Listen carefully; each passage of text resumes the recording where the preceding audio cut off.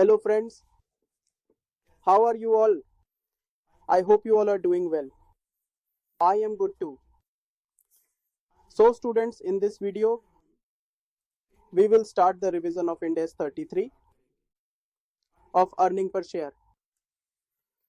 So before this, I gave you the revision of Ind AS 41. That was completed in one lecture. This is lengthy and important, so it will take some time, but we will summarize things. First, we have part number 1. Part number 1 means lecture 1.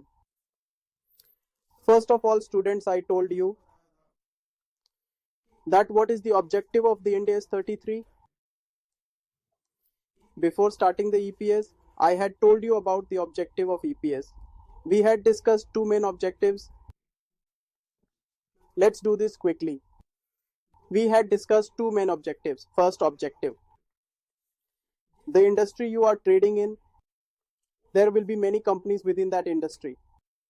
So if I disclose earnings per share of any company, you can compare that company to another company of the same trade to get an idea of how this company's performance stands to the other company's performance. And I had even given example that if we talk about the cement industry, then Ultratech's comparison can be done with Birla. And if we talk about Airtel, then its comparison can be done with Jio. Furthermore, just this earning per share compares performance very rapidly. What is earning per share? It is summary of your profit and loss. That how much money did you make for one share? And the second objective I had told that in the same trade, not only the comparison between different companies happen, but the entity compares itself too. Financial statements are printed for 2 years, previous year and current. So upon comparing the EPS from last year with this year's EPS will reveal how the company performed last year and how the company is performing this year. Do you get it? So we can analyze this performance in two ways, within the industry and within the entity in two ways. And then I had told you one thing, that why are we even doing these comparison? It is for one objective only, that investment decision should be supported. Be transparent with your investors so that they can decide whether they want to invest in your company or not. Whether a new investor invests in your company or not. Those who have invested in it are either making money or leaving. As you know, you have to decide whether to hold on or to quit. Okay, whether to invest or not, all of these things are based on EPS. You must have seen, whenever a company's financial reports come out quarterly or annually, its direct impact is on its market price. So we had discussed these two things.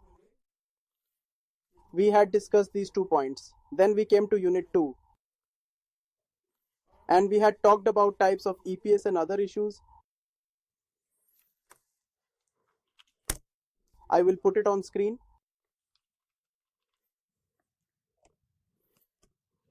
Types of EPS. There are two types of EPS, basic and diluted. You have studied this in CA Inter and in AS 20 as well. There are only two EPS, basic and diluted. I had told you additional 3 to 4 points in other issues. Point number 1. Earnings per share does not mean that the company will make a profit and only then it will show EPS. The company's profit level might be 0, it might be negative, or suppose its profit level is positive. Whether the company is in loss, profit or at 0, you have to report earnings per share. The name suggests earnings per share. Some people has this misconception that it is not necessary to show loss per share. Earning will only be shown when present. Understand the objective of our EPS, which is to make comparisons. How can comparison be possible if you don't report EPS? So earning means may be 0, negative or positive. Reporting EPS is mandatory. Profit level does not matter. Point 2. Basic and diluted, both of these EPS are equally prominent. And there is no permission to select any entity. If any entity or client tells you to calculate diluted information, as we don't have basic, or calculate diluted as basic is not there, both EPS are equally prominent and will be included in disclosure. Selection of EPS is not allowed. Both are mandatory, not optional. Third thing, the disclosure of earnings per share. It will be separate for the standalone financial statements and separate for consolidated financial statements. No holding company can say that they have disclosed the group's EPS in the CFS. So we don't need a standalone, but that's wrong. Now you will say that from where did this point come from? This point came from IFRS. What does IFRS say? If you have disclosed EPS in CFS, then there is no need to show the standalone EPS of holding and subsidiary. But it has been clearly stated in India that holding and subsidiary standalone will be shown, and along with that CFS will also be shown.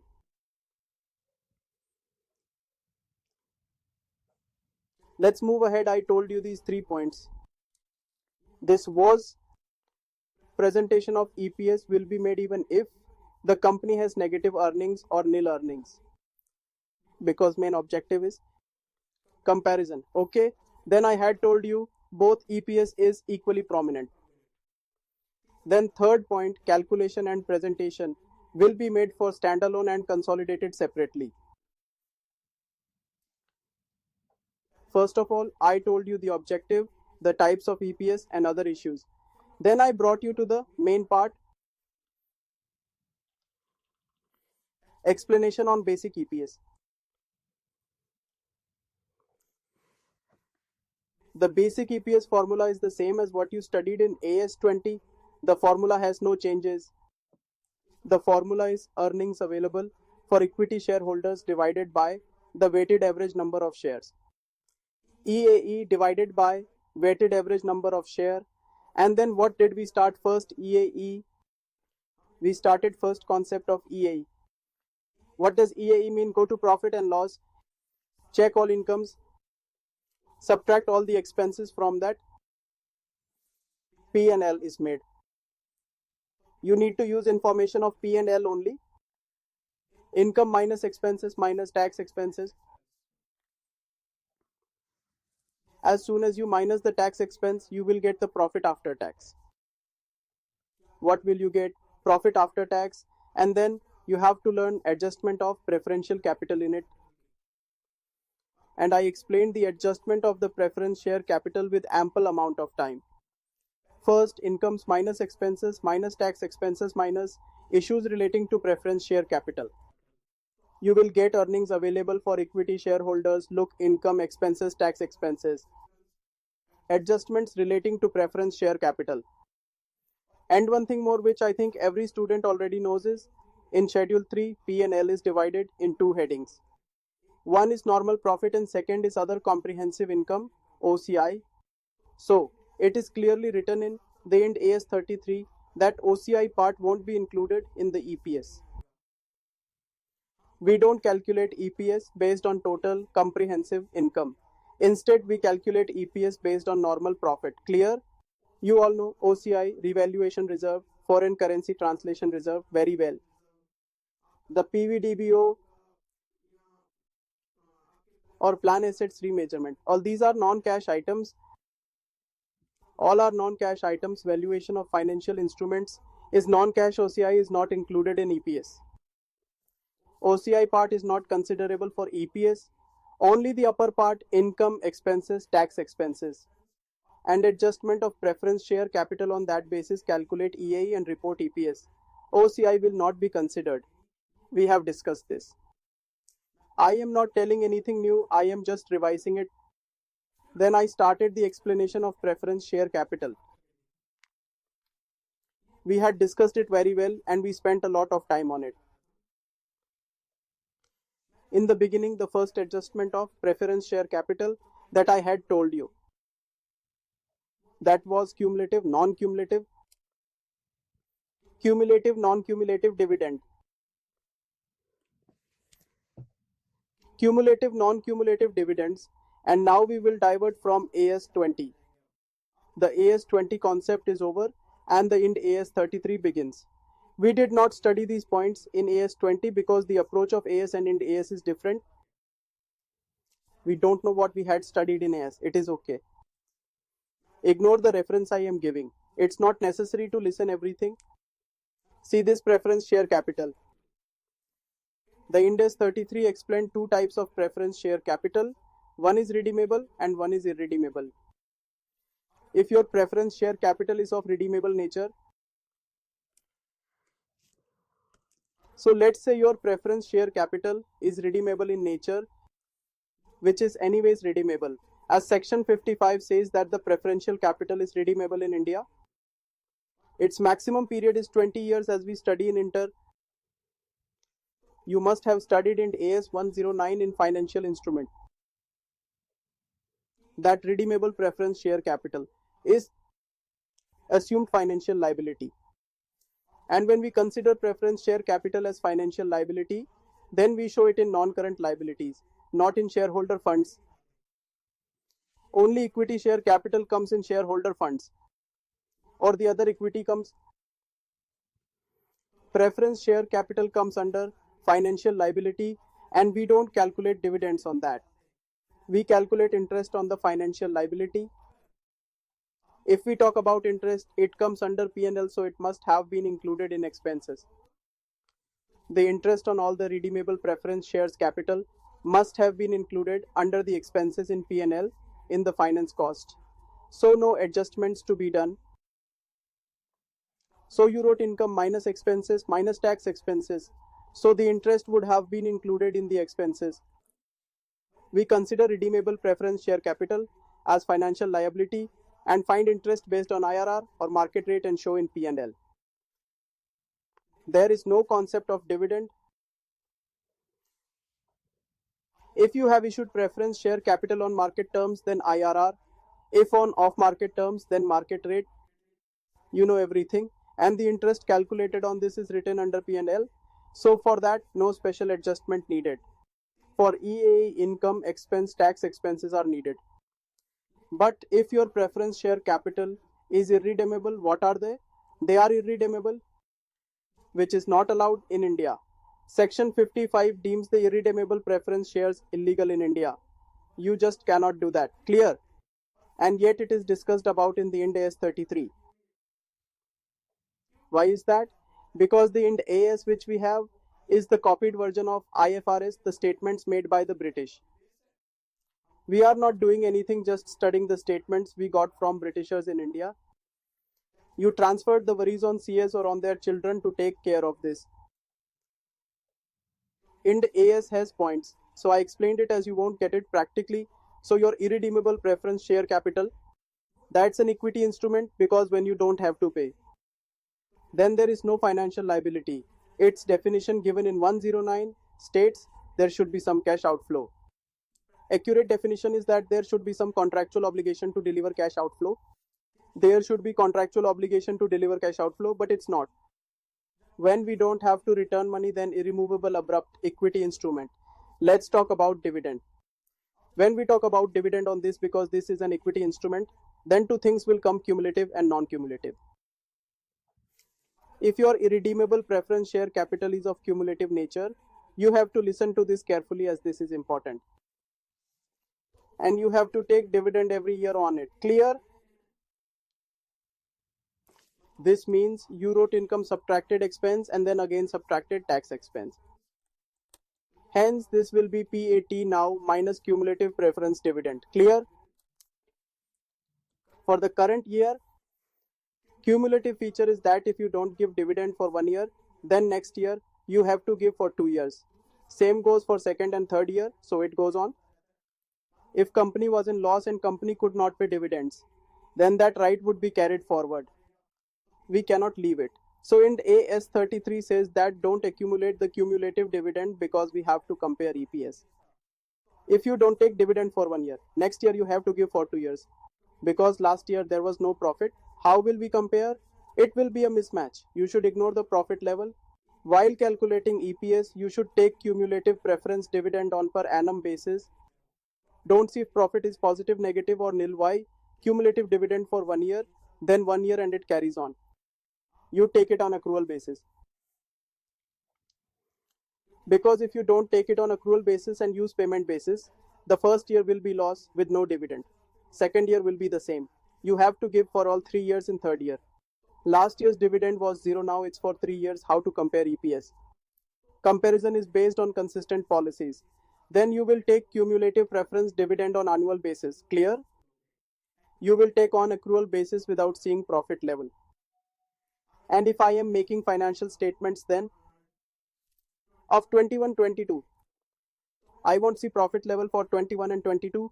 I will minus preference dividend for current year. But students, pay attention here. If your irredeemable preference share capital is non-cumulative, then irredeemable here and irredeemable here again, then this will be over.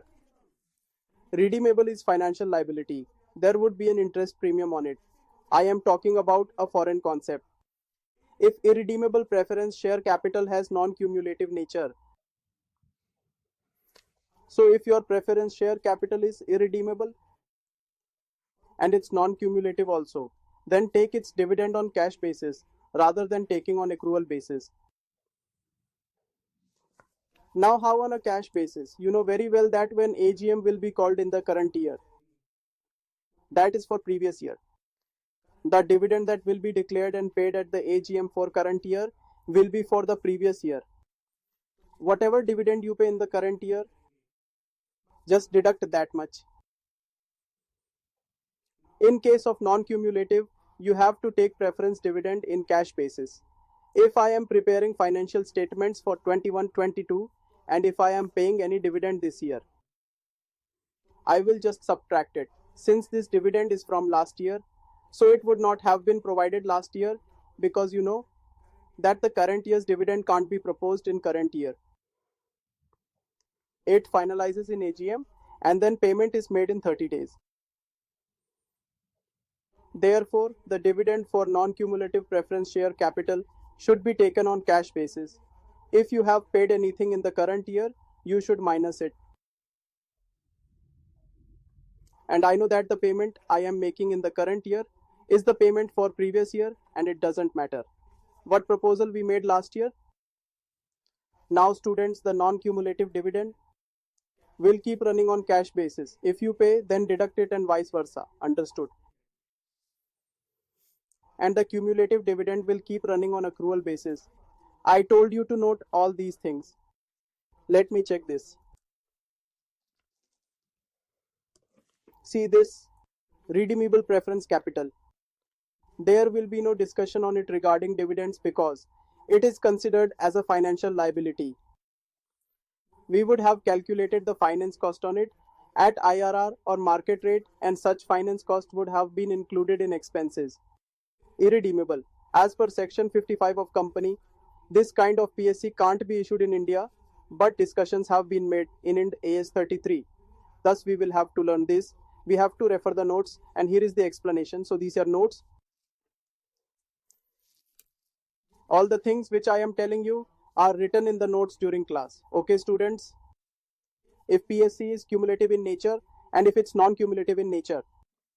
Cumulative on accrual basis, whether it is declared or not. But I need to take this on a cash basis only.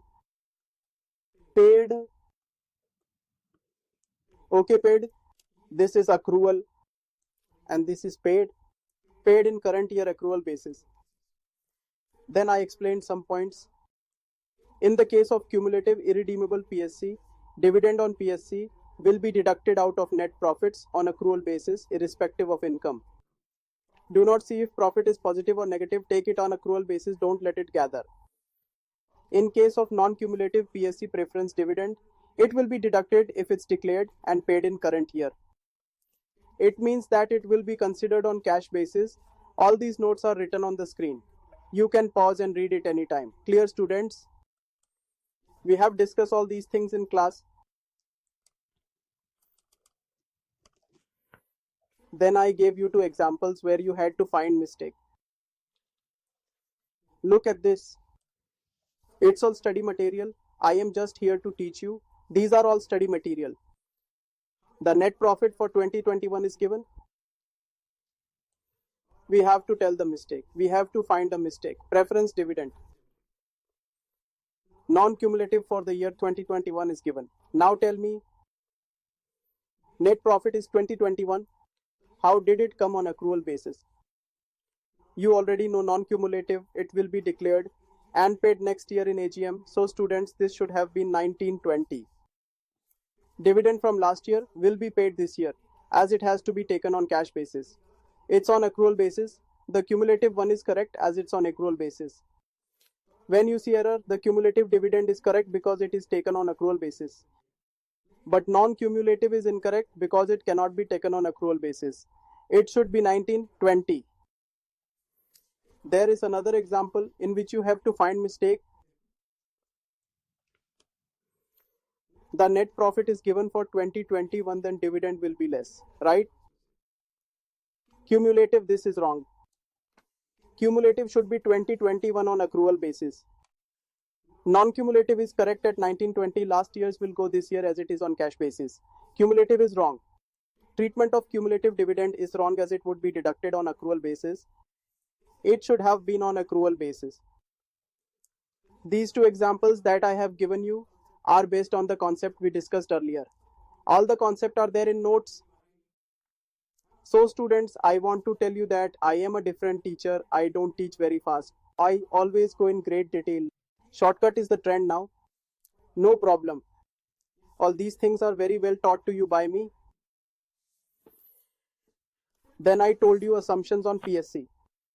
First assumption. If in your question it's not given that preference share capital is redeemable or irredeemable, then the practical concept should be assumed redeemable.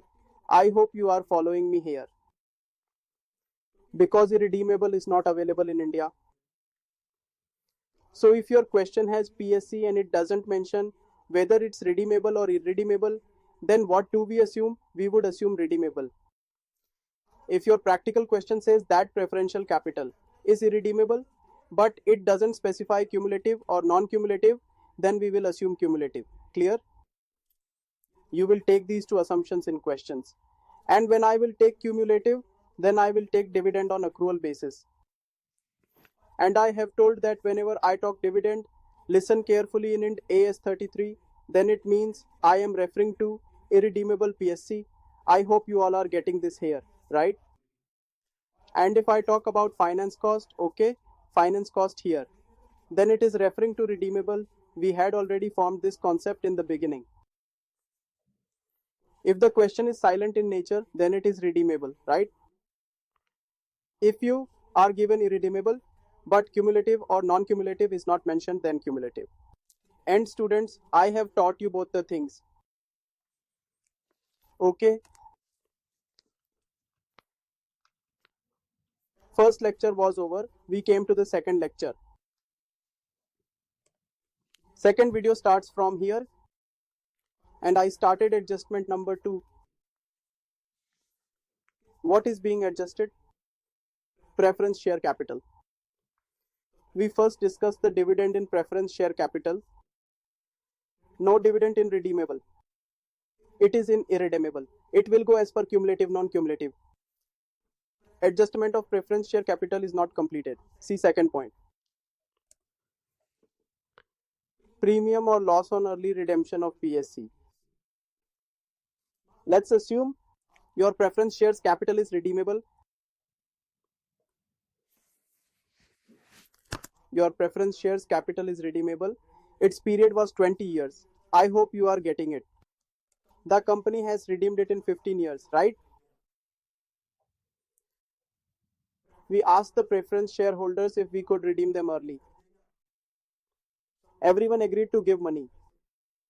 If the company has done an early redemption before time, then sometimes at the time of early redemption, then it will pay some premium. I hope this is clear. Those who are preference shares holders, if they get the money before time, they may face income loss in the future. The company wants to get rid of its burden of coupon rate. Suppose the company has collected money from somewhere.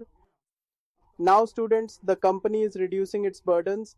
It has announced a premium and proposed early redemption. Here, Ind AS 33 says that if you redeem your preference shares holders before time and then give them some premium, then in that case, whatever premium you will give, it will be a loss. That loss as per law, you can write off from security premium, or do it from any other reserve in your books. You can do what you want in your books, but in AS 33, we'll count that loss in calculation of earning available for equity shareholders. Clear? Okay. Income minus expenses minus tax expenses, and then again we will do minus here on premium on early redemption. You may have set off this premium from any reserve in your accounting books. But students, when we will do the EPS calculation, we will carry this burden on our earnings. When we consider this preference share capital under Ind AS 109 as financial liability, we must have applied amortization method on it. Then what we will be doing? We will be making a PSC account. Then the interest would be due from IRR and market rates, and we would be paying from actual. Carrying amount is changing every year because the interest due is at a different rate and it's being paid at a coupon rate. So the carrying amount changes every year. So when we do early redemption, then we will take carrying amount from the books to see carrying amount of the PSC. As per amortization method, and how much money are we giving it?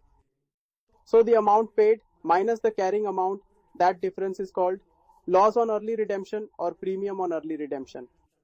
So you can take that premium anywhere from your accounting books. But students, in EPS you have to subtract it from profit. Earnings per share is a disclosure. All calculations of disclosure are being done out of accounting books. This won't affect your double entry system. Do anything in books as per law. But in EPS, you will have to count it as mentioned in Ind AS 33. As per provisions of Ind AS 33, loss on early redemption, if any, of PSC will be adjusted while computing EAE for EPS purpose. Okay. Now it may be possible that such kind of loss has been written off from securities premium or from other reserves as per law. But for EPS purposes, it will be routed through P&L account. It means that there will be no changes in accounting books, but it will be considered for disclosure purposes only. Consideration paid minus carrying amount of PSC. This will result in loss and you will take this loss through P&L. This is second adjustment that we learned, first of dividend, second of early payment, then we covered third concept. Third adjustment was loss on early conversion. This is written incorrectly. Conversion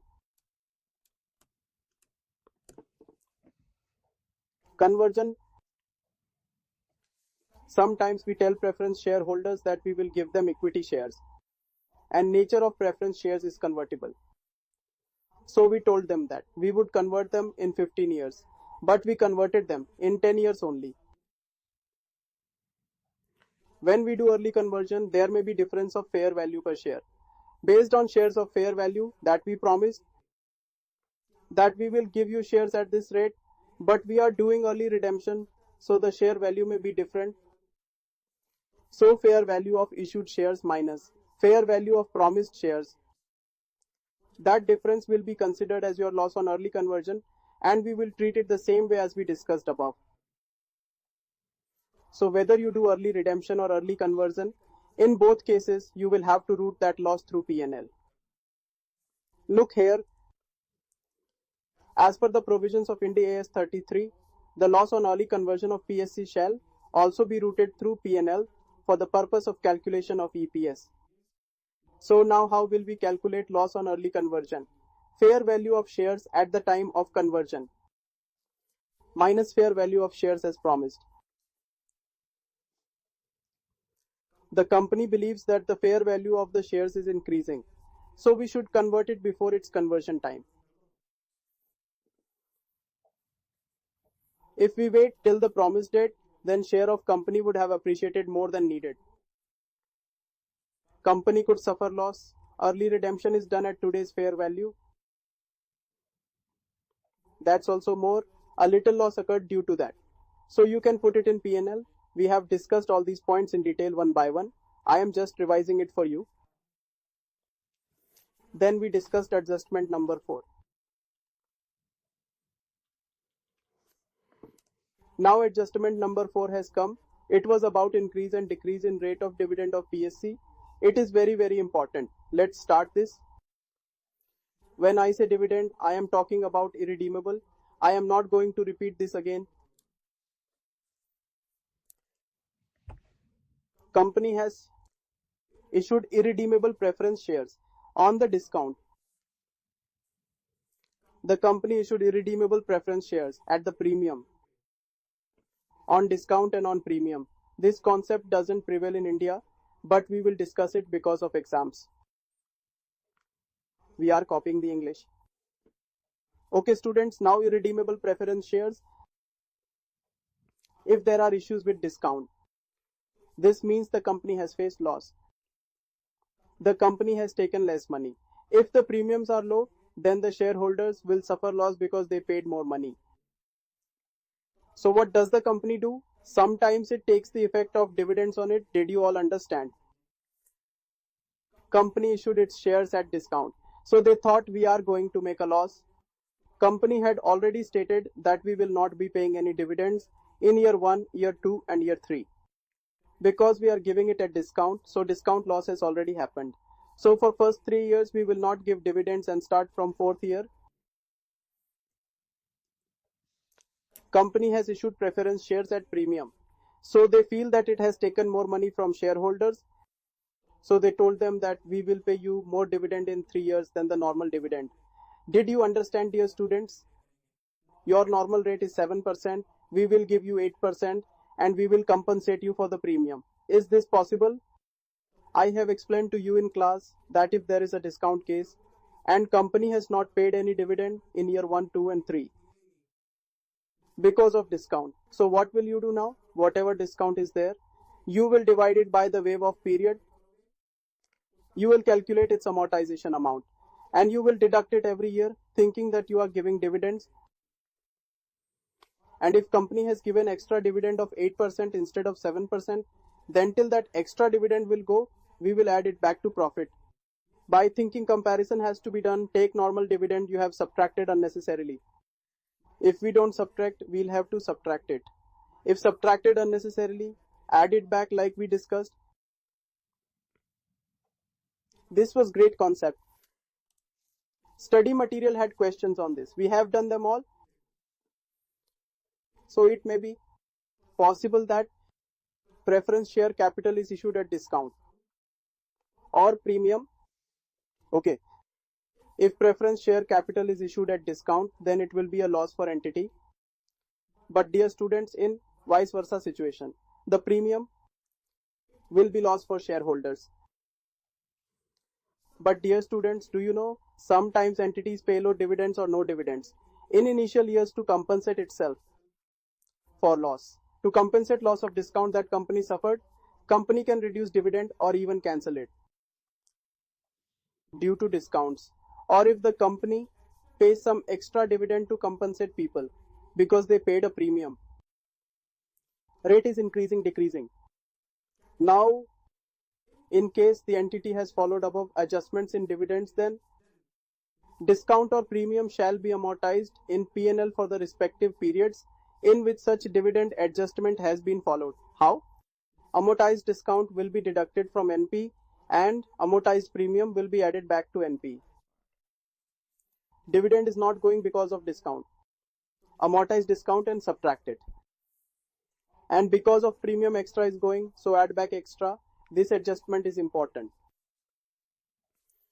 Then we covered adjustment number 5. Incomes expenses routed from security premium, other reserves. If any of your expenses as per the law was set off from premium or from some other reserve and it's not showing up in P&L. Let's say it's loss on sale of assets. They've set off from general reserve.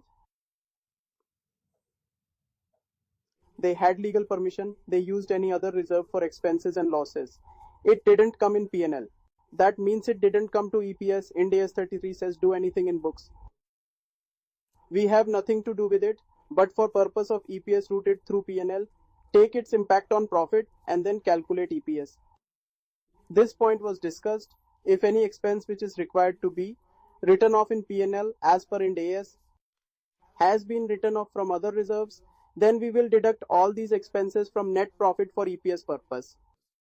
That is underwriting commission or any preliminary expenses. You have set off from another reserve. You have set off the security premium from the P&L and it should be reflected in the EPS. These are 5 adjustments that I told you. First, I told you the objectives, then types of EPS, and I explained the prominence of both EPS. Then we started basic EPS, then earnings available for equity shareholders. In this, there was adjustment in preferential capital. First, redeemable and irredeemable, and under irredeemable, it's cumulative, non-cumulative. Early conversion, early redemption, and dividend fluctuation was told. And impact of some expenses that didn't come under P&L was explained. Then I started making you do questions. First, I made you do question number 3. You should revise question number 3. It was good.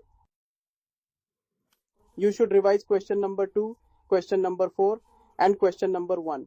All these questions are important for you all students. So 2 videos are done, then we move to third video. We created this formula for EPS. This has been revised, and in this, adjustment of the PSC is very important. Students, now let's start weighted average number of shares, whose formula is very simple. What should we take? Number of shares. Outstanding. You have to multiply it by period of outstanding. I have explained concept to you. Suppose you have 10,000 shares on 1st. Now the company issued 10,000 new shares on 10th. It's important to count time factor on this. Money of shareholders is used for 12 months and you have used their money for 6 months. So simply it's 20,000. But now this EPS and this money that is given here, the funds are not even contributing 20,000 in this. Money of 10,000 shares is invested for 12 months. Rest of 10,000 shares is invested for 6 months. So now if we look at how many shares are supporting earnings, it's 10,000 into 12 by 12. 10,000 into 6 by 12. So this will be 15,000 shares effectively, which have contributed to your earnings. So when I do calculation of 10,000 for 2 times, this is called class-wise calculation. Now apply different time factor on opening balance and different time factor for new issues. This is called class-wise calculation. I told you date-wise calculation from 1/4 till 39. When an event occurs, just stop till there, okay? Event occurred on 1/10 till 31st of March. I had 10,000 shares. But then on 1/10, new share was issued, so I have 20,000 shares. So these are 5,000, these are 10,000, the answer will be 15,000. Do it class-wise or date-wise, the answer will be same. But as a CA student, as a professional, you should prefer date-wise calculations. And we have done all the questions based on date-wise calculation, okay? Whenever an event occurs, we take its time factor based on date and consider how many shares were there from certain point to another point. I had shares with opening balance from April 1st to September 30. New share was issued on October 1. So 10 plus 10 is 20 for 6 months. If another event comes in between, we would have counted till there. Team factor calculation is more important for you. The answer looks more professional in that. Weighted average number of shares outstanding during period, time factor. Example, we had opening balance of 10,000 and we issued new 20,000. So if you ask from 1 April to 30 June, July 1 to March 31. Earlier I had 10,000 shares, now it's 30 because 20 new have been issued. I will put 3 months on this and 9 months on this. See working? It's date-wise calculation. 3 and 9 months, the answer will come. Here we have. Second alternative is class-wise calculation. Take opening balance for entire year as 12 by 12 and new issue as 9 by 12. Answer should be same, but alternative one is preferred. Then I told you adjustments in weighted average number of shares. As we made adjustments to earnings available for equity shareholders, we made adjustments here. Point first was buyback of shares. When a company issues new shares, weighted average increases. If they buy back shares, it decreases. I had 10,000 shares on 1/4 and I bought back 2,000 shares on 1/10. So it's very simple. We will write 10,000 from 14 to 39. From 110 to 31 March, we had 8,000 remaining. New issue gets added, buyback gets deducted, we'll take out average value. This was case of buyback of shares. Examples are given on screen. You can see it. It's written in books. Okay, dear students, then I gave you this question number 7. Then we did question number 6. Did we started bonus shares? Yes, we did started bonus shares, right? We studied bonus shares in AS 20.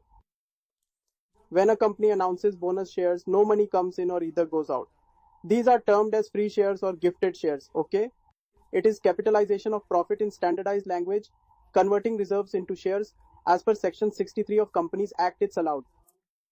Any company can capitalize its excess reserves if it feels that reserves are idle, so it can be converted into form of capital. But when we pass an entry, reserves account debit to share capital, this does not have any impact on equity. Cash doesn't come, investment doesn't increase, support for earning is not available. Only number of shares will increase for you. So I told you that for any question on bonus shares, you don't need to read the date. And don't calculate weighted average on bonus shares. Set aside bonus shares if you find it in any questions. First, take out normal weighted average, then opening balance, new issue, buyback. First, calculate normal weighted average and then add bonus share directly. Calculate EAE and weighted average.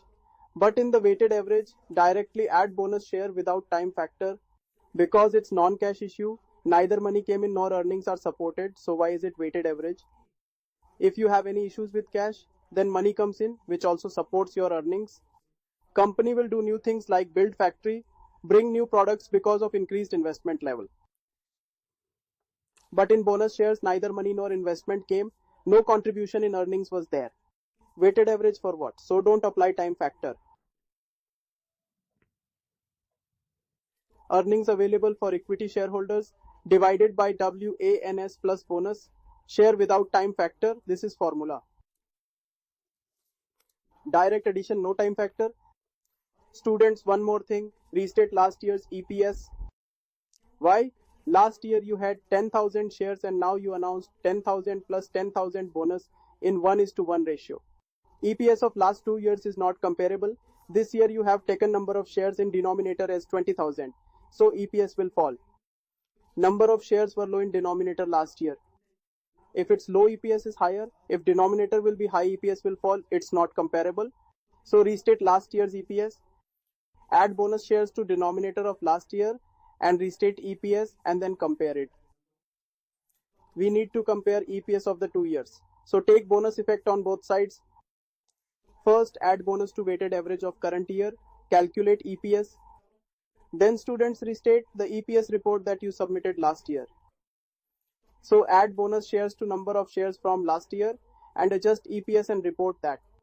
And write in disclosures that we have restated EPS due to bonus shares so that comparison can be done.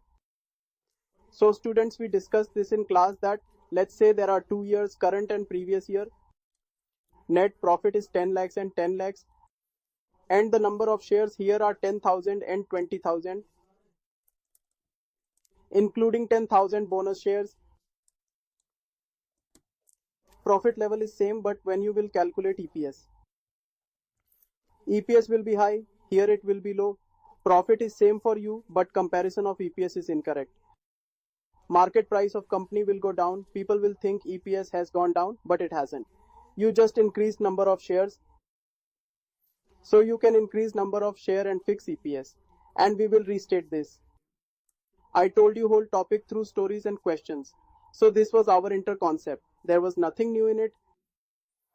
I also told this in study material that there are two questions for bonus. One is correct, the other is not.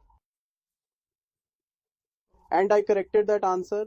So in the new recording, I have assumed that 99% wrong questions are correct in the study material. I didn't do any corrections anywhere. I said if it's A in study material, then A. If it's B in study material, then B. If it's 2 plus 2, 3, then 3. So students, listen, when I recorded first batch and when I recorded second batch, I was very careless. How would I know what students think? I was thinking that these are CA final students. I have corrected all the mistakes. Children said the answers don't match. We did the third recording. I said to leave all other things. If 2 plus 2 is 3, I said 2.5, okay. Everyone knows 2 plus 2 is 4. If it's 3 in study material, write 3. But sometimes it just goes too far when there is no chance, even 1%. Then I have to say that I am helpless. They have written 2 plus 2 as 23 in place of 2 plus 2 is 3. Now this is wrong. So I've corrected that question. Okay students, so this bonus point is now a restatement of the previous year. Impact of bonus share on previous year EPS as per the provisions. Main objective of Ind AS is to make a comparison between the operating results of the two financial years. Previous year EPS should be restated by assuming bonus. Share in previous year without considering time factor. Consider that bonus share were issued last year also. You have done comparison, so the denominator should be same. You forgot the logic behind it. Bonus shares are given from reserves and surplus. Which reserves? It's accumulated reserves. That accumulation is not new. It is here and was there last year also. Company could have taken this decision last year rather than right now. What's in that? Whether you consider current or last year, it doesn't matter. We have accumulation. Okay, now the time for logic is gone. Now it's time for revision. I've told you all the logics. So now this was question 10, this was question 8, this was question 9. Now this was question number 12. 4 questions are done, then we came to partly paid up shares. Oh, it's video number 4. Okay students, so I had to make you all revise 3 videos and they are done. And in next video, I will make you revise video 4, 5, 6. Thank you students, love you, take care, God bless you all, bye bye.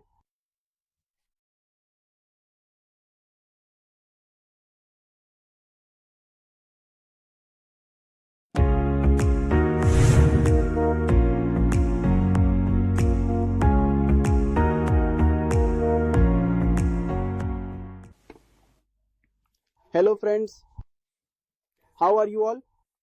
I hope you all are doing well. I am very good. Yes dear students, we started revision of Ind AS 33.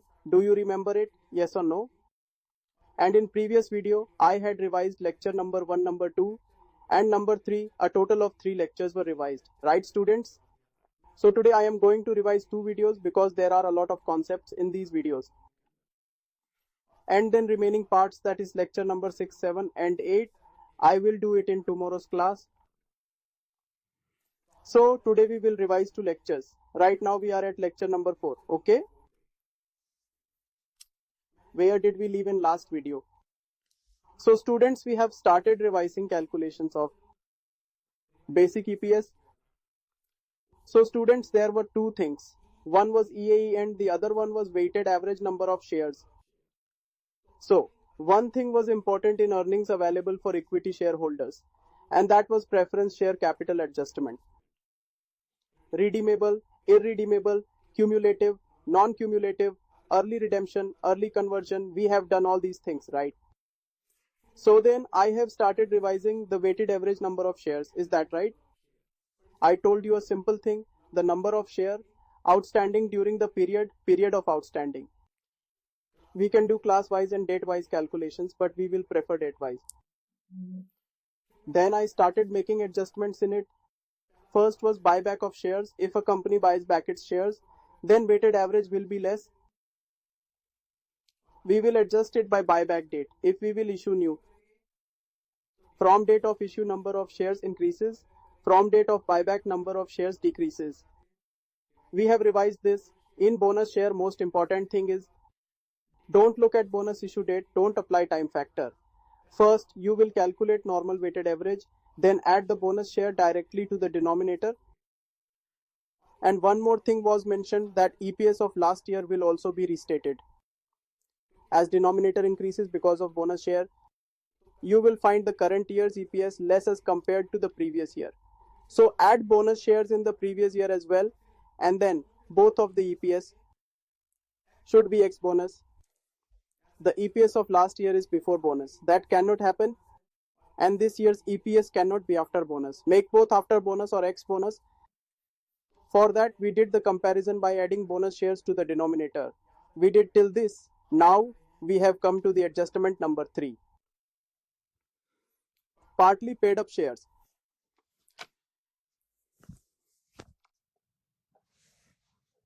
And if in case any company has partly paid up shares. Okay. On 1st April, the company has 10,000 shares. It is 10 for each share and fully paid up. The company made a new issue of 10,000 shares on 1st July. However, paid up is 5. It is possible. The new issue done by the company may be partly paid up. It will be difficult to calculate weighted average. So Ind AS 33 says that your partly paid up shares, first convert them into fully paid up. How much would these shares be if they were fully paid up? Don't calculate the weighted average yet. What does this mean? There are 10,000 shares. Paid up is 5 rupees. If these were of 10 rupees, then there would have been 5,000 shares only. So the partly paid up shares are 10,000, but equivalent to fully paid up shares are 5,000. So this is the first step. Convert the partly paid up shares into fully paid up shares. Find weighted average. How to calculate weighted average from 4th April to 30th July. Opening balance shares are 10,000, 3 by 12. From 1st July to 31st March, 10,000 plus equivalent 5,000 shares becomes 15,000. 10 old, 5 new, 9 by 12. This comes as weighted average. So whatever shares you will put in weighted average, they should be fully paid up or equal to fully paid up. Okay. And when weighted average is calculated, you know the next procedure. You just need to apply this formula and calculate the basic EPS. You also know that compliance of Ind AS is done for the listed companies or for unlisted companies with net worth above 250 crores. So these companies don't have the concept of different face values. Paid up values can vary. So they explained us how the process is. See this. The first step, first of all, we should convert all the partly paid up shares into fully paid up shares. Before calculating the weighted average, what is the formula? First, we took partly paid up shares, which is 10,000. Multiply it with paid up value of 5 rupees divided by face value, which is 10,000, equal to 5,000. Same formula. When this process is completed, you calculate the weighted average and apply time factor. Third is basic EPS. After that, you know the process. First, I taught an example. First, I gave an example. Initially, it was 60 rupees. Final call of 40 rupees. I have explained you step by step. If we talk about this example. So, first I have 2 lakh shares, 100 each and fully paid up. There is nothing to do. 1 lakh shares, 100 rupees each, 60 paid up. Take 1 lakh shares, multiply by 60. Divide by 100, what will they be equivalent to? 60,000. Then received the remaining call of 40 rupees. We will take 1 lakh shares, multiply by 40. This comes to 40,000 shares. Now this becomes equal to fully paid up. Take the time factor from 1st April till 30 June. Next from 1st July to 30 September. Next event is on 1st October. So from there to 31st March. Here I have 2 lakh shares. Then 2 lakh 60,000. Here it has become 3 lakhs. Just apply the time factor, you will get weighted average. We have done all these questions in class. I am not teaching anything new, just reviewing. Why do I keep saying this? Because students while revising often think I didn't solve questions. Everything is done and is in your notebook. One example, then 18th question was done. After that 17th question was done. Then I came to 4th adjustment.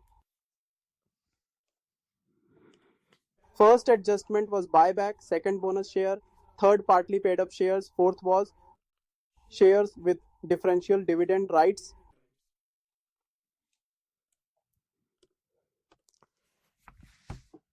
The company does not have shares with different face values, as the SEBI does not allow listed companies. Company has one market price of the share. But it could be possible that the company has created some classes or maybe categories of the shares and have given them different dividend rights. It is possible that a specific class of shares has a special dividend right. For example, generally if the company gives a 10% dividend, you might get an extra 2%. If they are getting 8, you will get 10. If they will get 10, you will get 2% extra. You told to a class of people to give them 4% extra for normal dividends. If the normal is declared at 5%, you will get 9%. Normal dividend declared 10%, you will get 14%. To a class of shares, if you have given any special dividend rights, then this concept will prevail. So, it will be given in the question that this class has extra dividend rights compared to the normal dividend. So, here the Ind AS 33 says, do not worry. Adjust your number of shares according to the dividend rights. Okay, so let's say I have a class A and a class B and one is class C. You have to give normal dividend to A. You have to give 20% extra to B. And you need to give 50% extra to C above normal dividend. So what will we do? We will consider their weights as 1. This is 1.2, this is 1.5. First you will adjust the number of shares according to their weights. Because their income share is high, their share is even higher and they will share normal income. So first you need to adjust the total number of shares as per their dividend rights. Then we will calculate equal EPS. Once you find the equal EPS, then we will consider it as normal EPS. 1.2 for them and it's 1.5 for them. Then we will show that EPS reconverted class wise. If in any question, if you get a case of different dividend rights, first of all you will have to adjust the number of shares. Because when the feature of number of shares is not same, how can you calculate the weighted average by clubbing in the denominator? First, we will adjust the number of shares as per their dividend rights. With more dividend rights, their number of shares will be assumed higher. First, we will calculate the equal number of shares, then equal EPS. Then we will reconvert that EPS. How much for normal for them and for those? Okay. We did these questions in class. These are not stories. We did question number 19 in class. In the question it is given, it may be possible that company has promised different dividend rights to different shareholders. Okay. If any equity holder has special rights for higher dividends in compared to other shareholders, then number of share shall be adjusted according to normal shares before computing weighted average. We will adjust the numbers. You can refer to question number 19.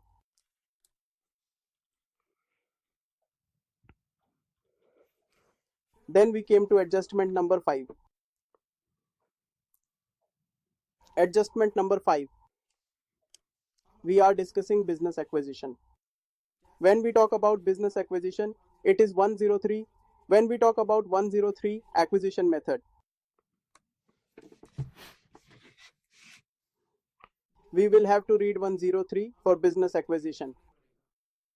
And 103 discusses the acquisition method. where assets at fair value and liabilities are taken over at a fair value. It could be possible that the company whose EPS you are calculating, that company might have acquired the business of another company. So if a business acquisition has happened, then certainly shares must have been issued in the purchase consideration. If you acquire a business from a company, you will give them shares in the PC. If shares will be given in PC, then new issue will happen. And if that happens, it will come under weighted average. We know there is an acquirer and an acquiree. The acquiree sold the business and left. So our focus is on the acquirer. Acquirer took over the assets and liabilities and issued shares in exchange. If issued the shares, how will this come in weighted average? So here Ind AS 33 says, nothing to worry about. The shares which you have issued in the acquisition method. Assume that as a new issue in weighted average, 1st April and 1st October, we apply 12 by 12 on April and 6 by 12 on October. Just like a simple case of new issue, treat it like that.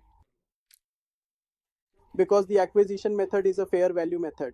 So you must have issued the shares fairly, so there is no problem. Apply 12 by 12 factor to opening balance, and if the acquisition was on October 1, then 6 by 12. Think of it as a simple case like a new issue.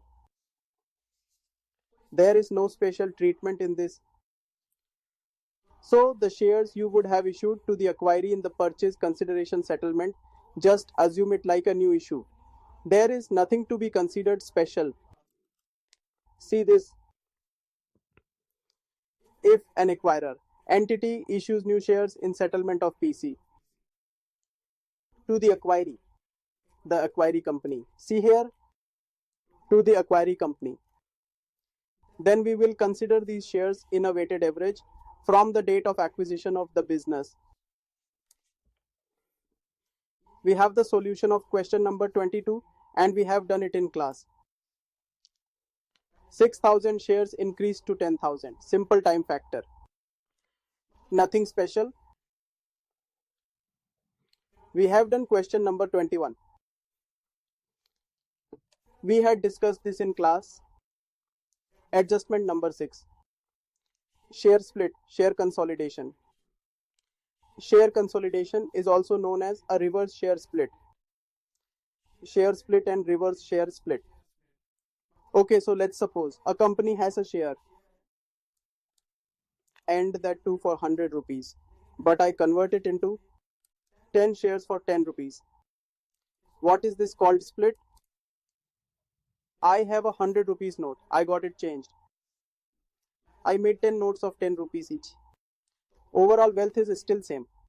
One share converted into 10 shares. Earlier one share was worth 100. Now there are 10 shares of 10 each. So the denominator will increase 10 times. If a company goes for share split, then number of shares in its denominator will increase within the split. Same problem as of bonus share will arise. EPS falls with increase in denominator, making it incomparable to last year's EPS. So what do you have to do? First thing is don't check the date of share split. Consider this is happening at the beginning of the year. Split date will be given in the question. In split, don't look at the date, means the time factor. If you do split on first date or on 1st April or June or July or August or in March or in February, it does not matter. First, don't check the date in the split. Secondly, you have to assume that the split is happening in the beginning of the year. Because nothing is happening, there is no cash flow. It is non-cash, you've just increased your number of shares. So what will we do? We will assume that the number of shares, these 10 shares which are splitting, they are splitting off in the beginning of year. No need to apply time factor. Time factor means that if it is July, don't do 9 by 12. 6 by 12 in October as it is non-cash. Consider this 12 by 12 logic. Bonus share logic. And one more thing in last year also, you have to consider the share split in the denominator. So adjust the number of shares of last year as per the split. Convert 100 rupees last year's number of shares to 10 rupees. As we have to compare EPS and comparing an EPS of 100 rupees to 10 rupees is not possible. As the previous year's EPS was as per 100 rupees and this year's EPS is as per 10 rupees, it is not comparable. So restate the last year's EPS. If there is a bonus share, then also, and if it is a split, then also restatement will be done. Just do the vice versa. Vice versa means I had 10 rupees worth of shares. What I did, 10 rupees into 10. Okay, converted the low denomination to high denomination. It will be a vice versa case. Last year the number of shares was more. This year it has decreased as you have made the 10 rupee share 100 rupees. When the shares will be low this year, the EPS will be high. Last year's EPS will be seen low, which could influence decision making. It is the same process. You don't have to read the date. Assume everything at beginning of year and you need to calculate last year's EPS as per share consolidation. So we can compare EPS of 2 years. We have discussed this in class. Split and reverse share split. See this here. We will ignore the date of split or reverse split. While computing weighted average, we will assume that company has changed denomination per share at beginning of the year. Okay. Next, the entity will also restate EPS for the previous year by changing the number of shares in denominator. Assuming such split has taken place in the previous year, because EPS needs to be compared or else the investor will take unreasonable decision. We are doing this for investors' decision making. Then I made you do number 20, taught the concept. Then did a question. I did not tell any story. What we did, adjustment number 7. Then we studied adjustment number 7. First adjustment, buyback. Second was bonus shares. Third was partly paid up and fourth was different dividend rights. Okay. Fifth was business acquisition. Sixth was share split, and which was 7th, right share. If a company has issued right shares, then I told you 4 steps. The first thing, find X theoretical price. How is this price calculated? We had a simple formula. Take number of shares before the right and take the market price which was before right. Now here we are trying to find out what was the shareholders' wealth before the rights issue. Right issue is always done at the cheap price because company is bound by law, will first offer to existing shareholders before issuing in market and offers them at lower price than the existing market price. I had also explained in class that why they offer at lower price, because if company issues in the market, then it has to bear flotation cost of advertising and many other. So the company says we will get less money anyhow, so give the right shares to existing shareholders only at a discounted rate. Company is doing well, thus don't add new shareholders. The expenses that you have to bear outside, give them at cheaper rate instead. I had explained you the concept why the right issue price is cheaper. So what are we doing now? We are looking at the wealth before the right issue. What was the shareholders' wealth before right? Original number of share into market price before right. This will be total wealth before right. Cheap shares will be added in this. Which one? Right share into right price. The shares we issued in the right issue and the offered price. These are expensive shares, these are cheaper shares. The average price will be reduced on clubbing them. Assume that one share was worth 250 rupees before right. You offered for 200 rupees in the right issue. So for share worth 250 rupees, 200 will be added, then overall wealth will decrease on average. So the tax rate means post right. And here we are trying to ascertain what does an average price post right comes up as. So this is the wealth before right and this is wealth at right. This is total number of share. We will know what is an average price of one share post right. It is called X price. Then what will we do? Move to the next step. This is called the RA factor. Clear? Right adjustment factor. We want to know that the price before the right issue and the price after the right issue, what is the variation between the two? Pre-right market price market price after right, we will get RA factor. I am calculating this to adjust the number of shares. Suppose the beginning of the year from 1st April and the rights issue was on 1st July. Okay, so April, May and June, these 3 months. So our market price was the pre-right one. And from the 7th month it became the post-right. Didn't understand me? This is the come right price, this is our ex right price. Variation in the year. From April to June, the market price was come right price for 3 months. But from July to March, it became the ex right price. Come right price shares cannot be clubbed in shares with ex right in the weighted average. So the 3 months of come right price needs to be adjusted. So if I multiply this by RA factor, then and my come right period will be converted into the ex rights one. Okay, RA factor is calculated. Suppose the right issue is done on 1st October. It means shares were come right for 6 months and after that became ex rights. You cannot include the come right and ex rights in the weighted average. Then what we need to do? We need to convert the come right period to ex right period. Existing situation is ex right. So if you multiply the old 6 months with the RA factor, then you calculate the variation. We have understood this. First step is to get the ex right price. Second is effect RA factor. We adjust number of share in weighted average when we will calculate it. So then we will multiply the number of shares by RA factor and then apply the time factor. Which one? Before right.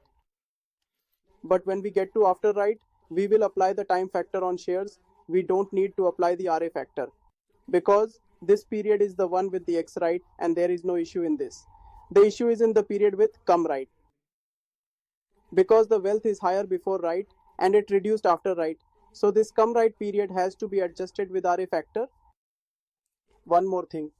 We also restated the last year's EPS.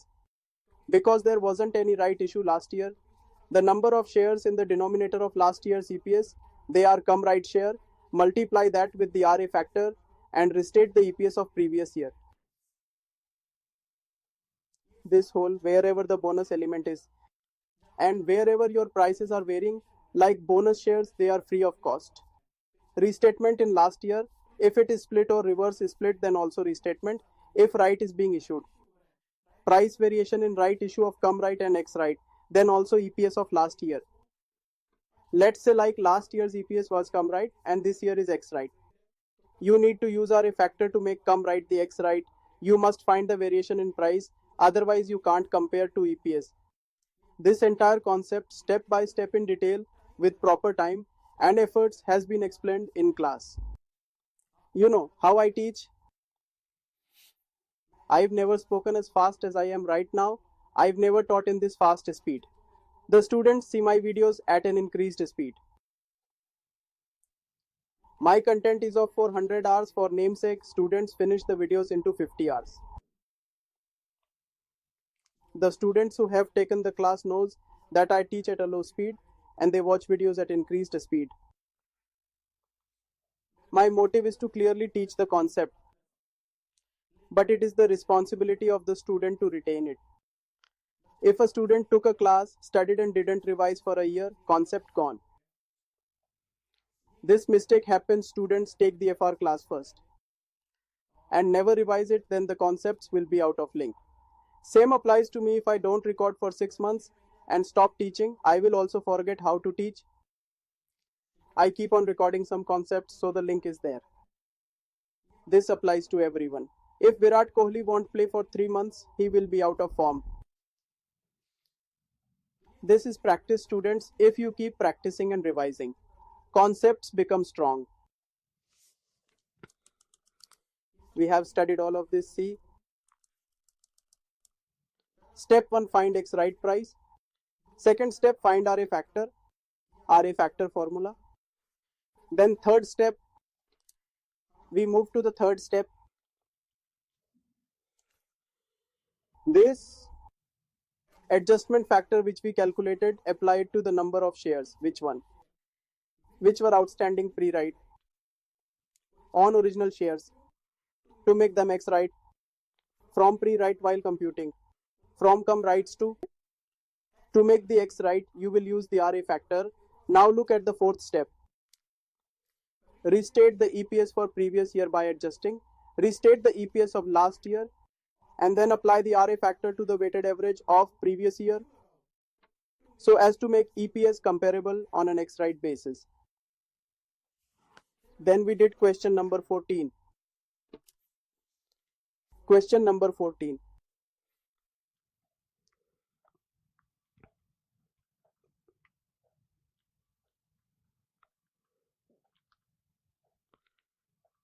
Then we did another question. Question number 4. Okay. And this video was done. The video number 4 was quite lengthy as we discussed a lot of points. In the weighted average number of share, we did 7 adjustments in the basic EPS. 7, right? First was buyback. Second was bonus. Third was partly paid up. Fourth was your different dividend rights. And fifth was business acquisition. Sixth was share split, reverse split. Seventh, rights issue. Then we moved to video number 5. So this was our video number 5. And in this video, I started with the explanation of diluted EPS. Since everyone knows what is diluted EPS, let's revise it quickly. The simple meaning of diluted EPS: reduction in basic EPS. Reduction in basic EPS. It means if you think that the company's basic EPS will decline, in that case, it is diluted. If you think that basic EPS will increase, it is anti-dilutive. When? In the future. Okay, so today we have reported the EPS based on the current year's profit. So the EPS we report based on the current year's profit, that is basic EPS, and it is also called as the current EPS. But there is one expected EPS for future predictions. A company informed its shareholders that today we are earning 250 rupees per share. As per Ind AS 33, if you are showing today's position, it is your responsibility to tell your shareholders about the future position. But how can company tell about the future? They are not astrologers. The Ind AS 33 says we are not asking you to expect anything. You do one thing, just check how many potential equity shares you have. And what effect will it have on your EPS? But we don't know what are the potential equity shares. These are the shares that are not equity shares today. But as per the company's commitment, they will be certainly converted into equity shares in the future. If the company has promised that in future they will distribute equity shares to you or to X or to Y, the company could have done various commitments. So when it will be converted to equity shares, the number of equity shareholders family will increase. The number of shares in the denominator will increase, which means that the number of people sharing the profit will certainly increase. So it is possible that the EPS people are earning today might not earn in the future. Okay, suppose I have only one child and I have 100 crores. So all the money belongs to him. If I have 2 kids, then it will be divided 50-50 crores. And if there are 4 kids, then distribute 24 crores each. If the people who are sharing the wealth increases, then their share will automatically decrease. If you think that in the future the number of shares will increase, then what does it mean? Number of shares will increase means when the number of shares increase, the profit share will decrease and EPS will decrease. You have to inform the earnings to shareholders. And because of the promises, what will the company has to face in the future? I have explained this previously. I am just revising it. Convertible preference shares, convertible debentures, ESOPs of the company, share warrants of the company. The contingently issuable shares of company. The company has made numerous promises. Promised the debenture holder of converting his debentures into shares. Promised preference shareholder to convert preference shares into equity shares. And promised the employees to give them ESOPs. In future, when all these promises will have to be fulfilled, people will ask for the equity shares then the number of shares issued will have to be increased. When the shares will be issued, the shareholders will increase, which may decline the EPS. So now tell us that what will be the effect of that commitment today. Then Ind AS 33 says that all the potential equity shares held by the company that entitle or may entitle equity shares to its holders. There is no equity share today, but it will become in future. We will take into account all these promises to the basic EPS. Now check where the EPS stands, and if you feel that the basic EPS has declined, then that is called diluted EPS. And if you think that after adjustment EPS will further increase, that is called anti-dilutive.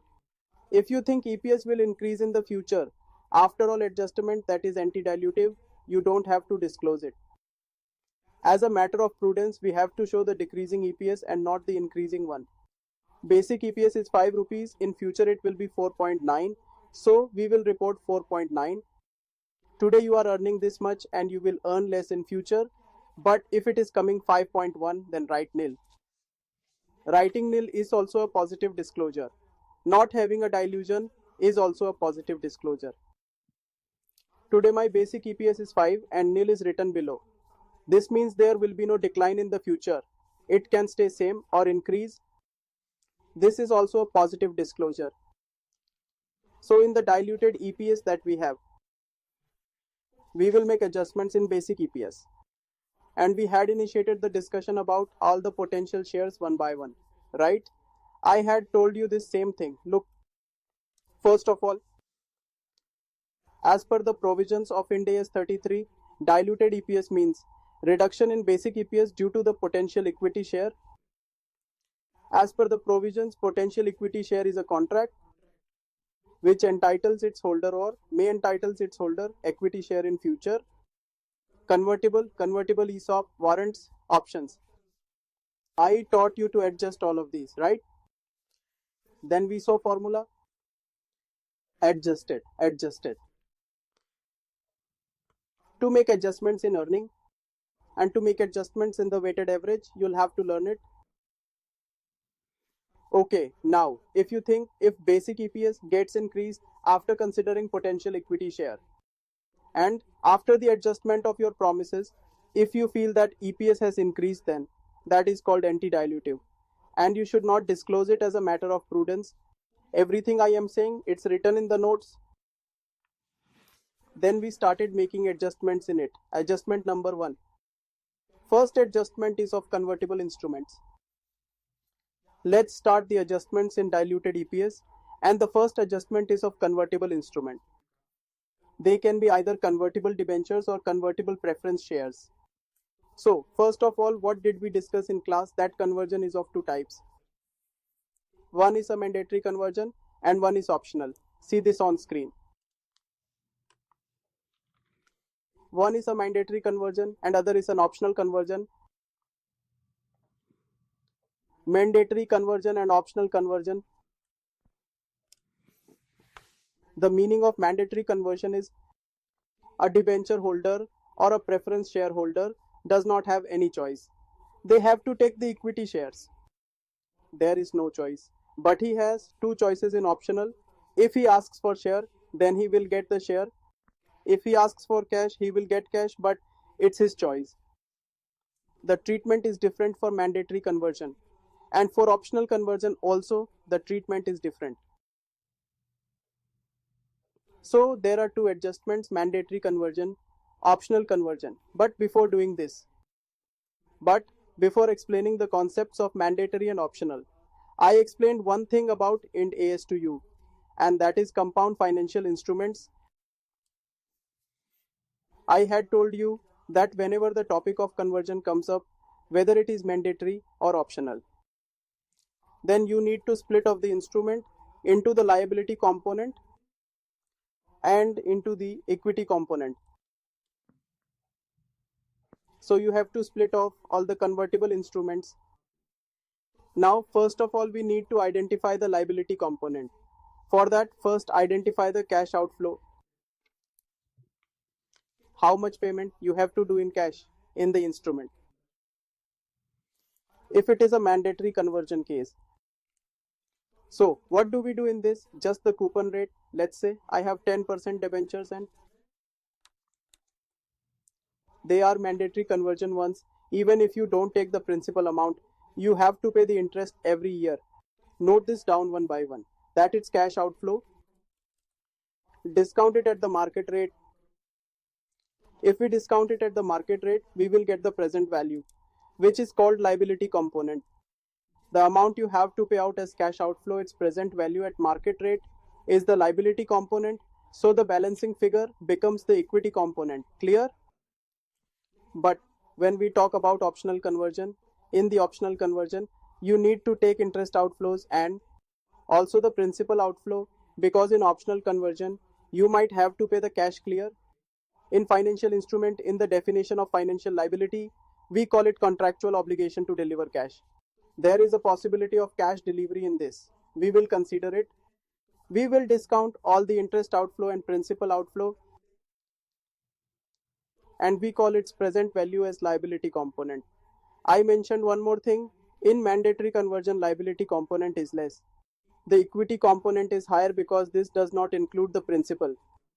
But the liability component is higher in the optional conversion because of the discounting of the principal. But I had advised you to split off.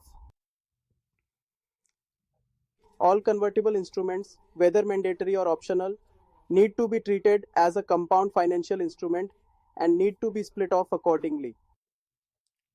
And the students had also asked that the interest payment, suppose if the interest payment is 10% and if it is to be paid on the company's discretion. If the company wants to, it will give, or else not.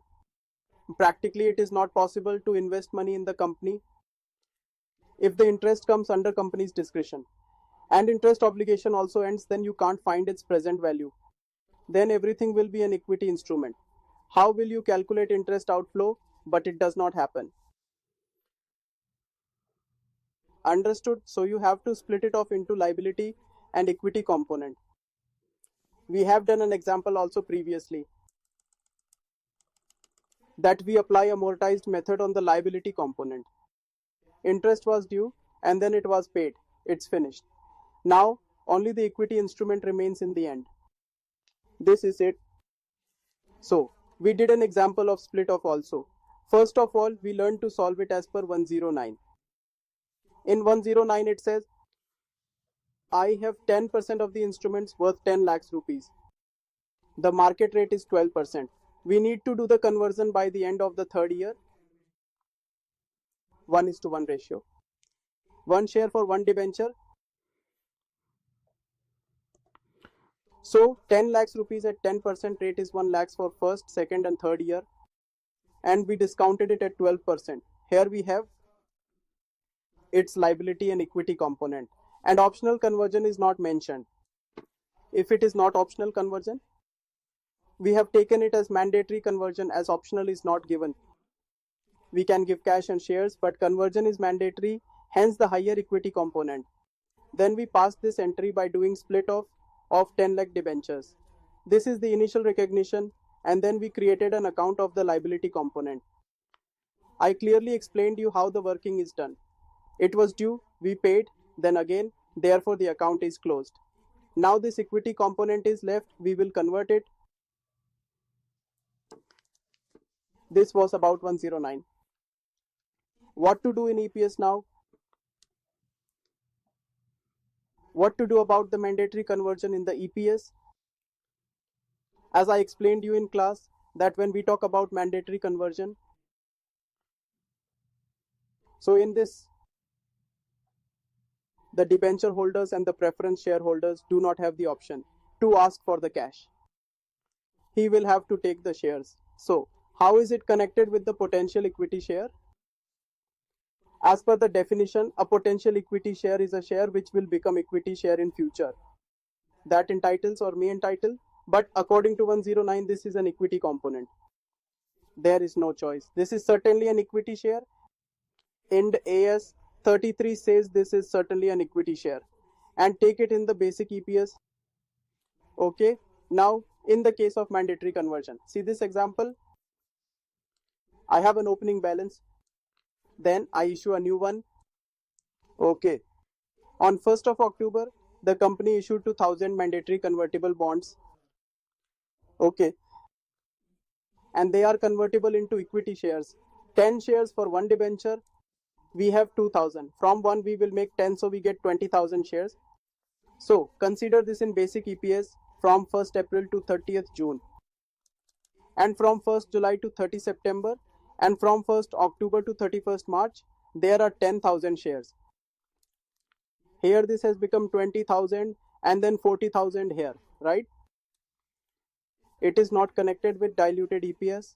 Mandatory convertible shares are not included in the diluted EPS. As soon as you issue the bonds, start taking them in basic EPS by converting them in shares, and you don't have to think of the mandatory conversion. Look here. After this comes optional conversion. We took a little time in the optional conversion. Again, I will slow down my speed here. We have a lot to discuss about this. When we talk about optional conversion, and we have also told the debenture holders and the preference shareholders that you can either take cash or you can take shares. So because of taking shares, because of the option of shares, it may be possible that you will have to issue shares in the future. If the issue of shares is confirmed, then it will come under basic EPS. But we have the option. It may or may not be issued. So what you will do is you will show its impact on the basic EPS, that if you have to issue shares in the future and the number of shareholders increases, then how much decline can be seen in the basic EPS. Because this is certain that the shareholders can increase in the future, there is potential of increase in shares. So I had told you 2-3 steps for this. First step, in the case of optional conversion, you will first calculate the incremental EPS. What is incremental EPS? So remember, you've split this off into a liability component and an equity component, right? You are paying interest on liability component as per the market rate. Now what will happen if we convert it today? Then we will not have to pay the interest. When debentures will no longer be your debentures, then you will not pay the interest and will start to save. Okay, first you calculate the savings. Savings in interest bracket net of tax. So the interest that is in your current year of P&L, all of that will be saved. So suppose if I convert my convertible debentures today only, that will save my interest. So the interest that is in your P&L, that is your savings net of tax. Saving interest means higher profits, increased taxes, so you have to pay net of tax. If no tax rate is given, take full. Then divide this. And that is the promised number of shares, which means the number of shares you may have to give. As a result, how much will be saved because of this? How much will the shares increase? We will get the incremental EPS.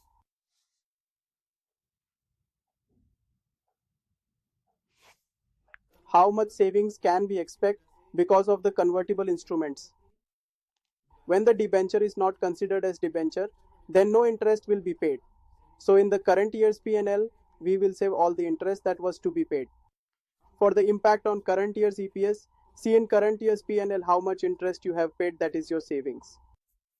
On dividing by the number of promised shares, you will be able to get its incremental EPS. And I had said you can't avoid incremental EPS as it is a mandatory step and you have to do it. Because this gives us an idea. See, we have calculated the incremental EPS. Now compare this incremental EPS with the basic EPS. If you think that the incremental EPS is lower as compared to the basic EPS, this means that impact of incremental EPS will dilute the basic EPS. But if incremental EPS is higher than basic EPS, then you don't even need to go to the next step. You can just consider this as anti-dilutive and leave it. If the incremental EPS is less than the basic EPS, we will calculate the diluted EPS. If this is already higher than the basic EPS, means the incremental effect is higher, then the EPS will be anti-dilutive. So we will leave it. So I want to tell you that the incremental EPS is calculated to know if we should do the calculation of dilution or leave it. So the incremental EPS of potential shares, I will always calculate the incremental EPS and do its comparison with the basic. If it's less than the basic, then I will move on to the next step, which is diluted EPS. If incremental EPS is higher than the basic EPS, I will just leave it as it will be anti-dilutive EPS. If incremental EPS is higher than basic, it will increase once adjusted. If the incremental value is less than basic, I will go to the next step. So the next step is adding my savings to EAE. After this, in the weighted average number of shares, add your promised shares and calculate diluted EPS. Now, if the incremental EPS is low, so this will reduce the overall also. This was the basic EPS. This was the incremental and it was less than the basic. So overall it will be less and we are looking for the same thing. So I had explained this all. Incremental is mandatory. Okay. What did we do first? We worked on incremental EPS. If it becomes less than basic, then it should be considered as dilutive. If it becomes more than basic, then consider as anti-dilutive. No need to adjust these shares because we don't calculate anti-dilutive EPS. Don't proceed further. But if this is less, then calculate diluted EPS and go to the next step. Step 1, step 2, both are mandatory.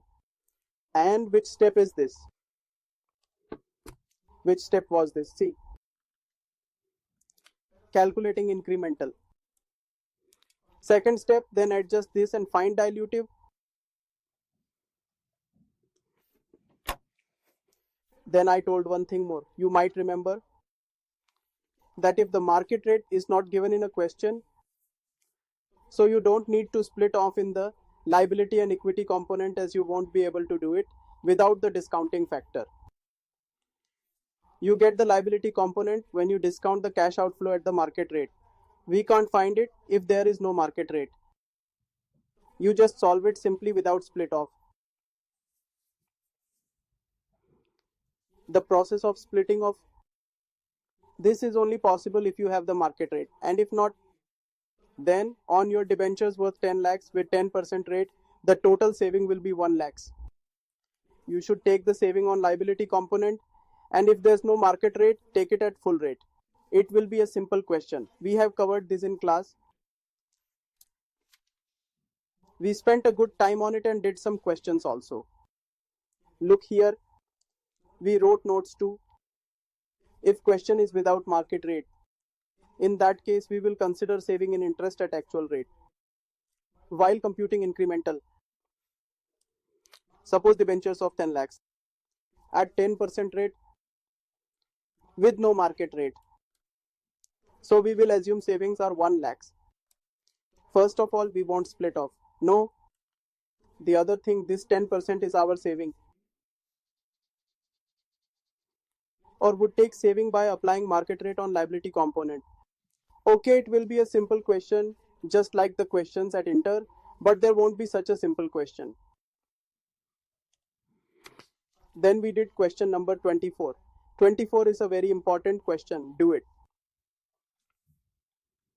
Then 23. Look, this question also has a note. We could not split off the given instrument into liability components because the market rate is not given. The question without market rate, we don't split it off. Then we moved forward. We did 23rd. We came to point number 2. Convertible bonds. If you have issued in the current year,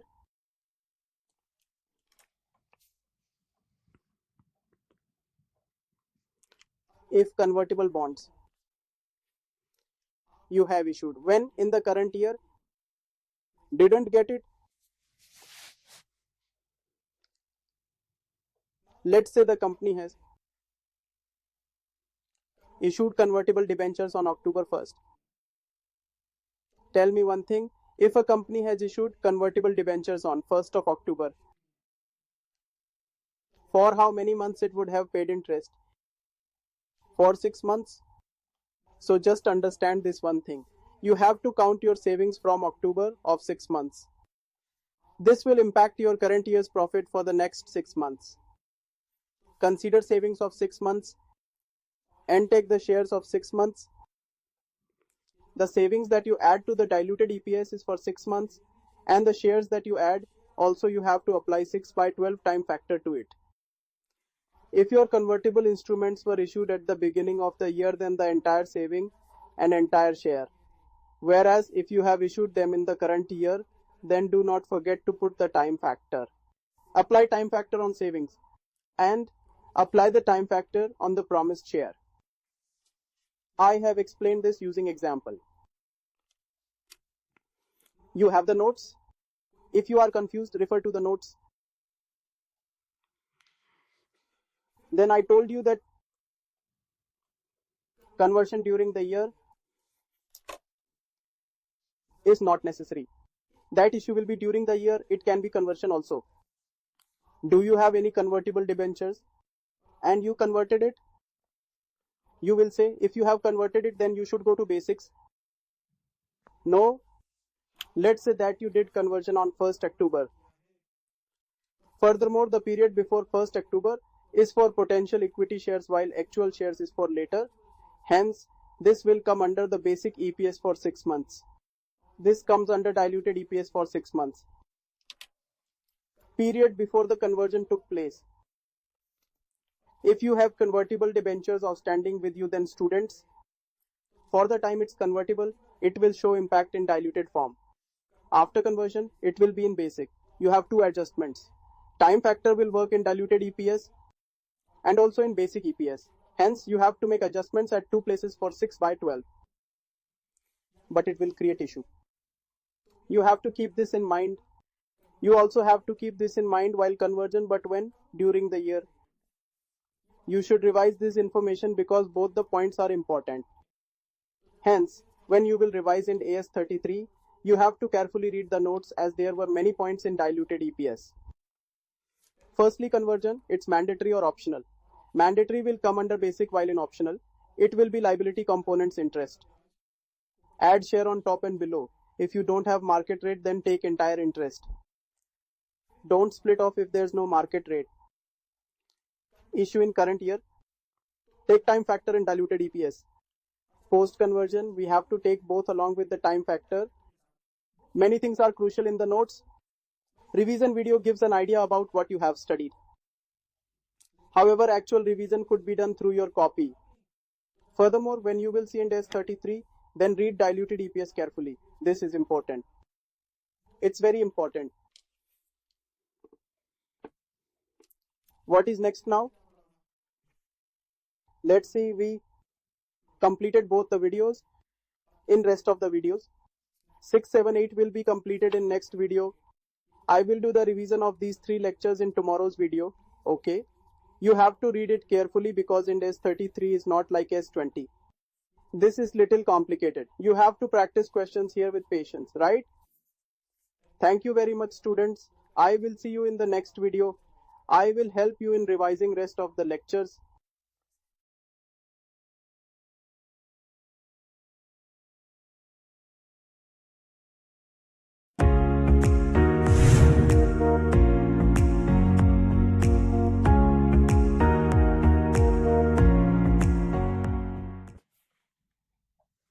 Hello. How are you all? I hope you all are fine.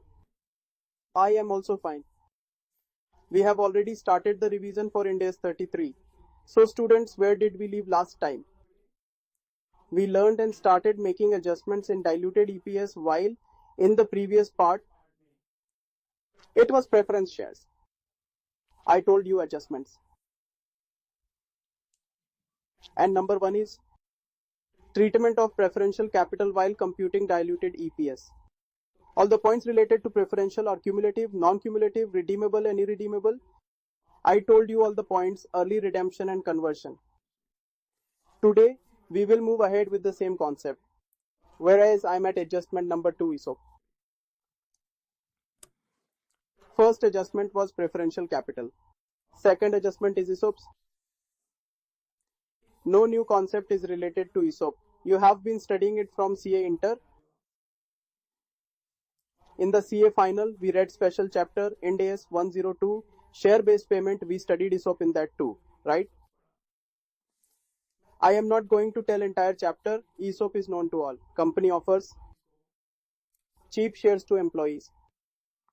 Company offers shares at concessional rates to its employees. Okay. If a single share costs around 180, while company is offering it for 120 with concession of 60 rupees for employees. And we want to find diluted EPS. We are finding diluted, not basic. So the money which company will get in future, the market price is 180 and you will get at 120 as it's an excessive price. The money company will get in future, company will put that cash in business, it will get benefit. How could it be diluted? So students, we don't have to think about the benefit company will get from 120 rupees. Our objective is to find diluted EPS and our concern should be 60 rupees.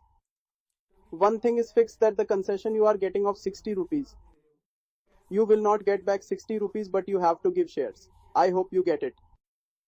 Therefore, Ind AS 33 says that you should take out free share from your ESOP. Take the free content from ESOP. How will it be done? It was a simple equation. The market price was 180 rupees and exercise price 120 rupees.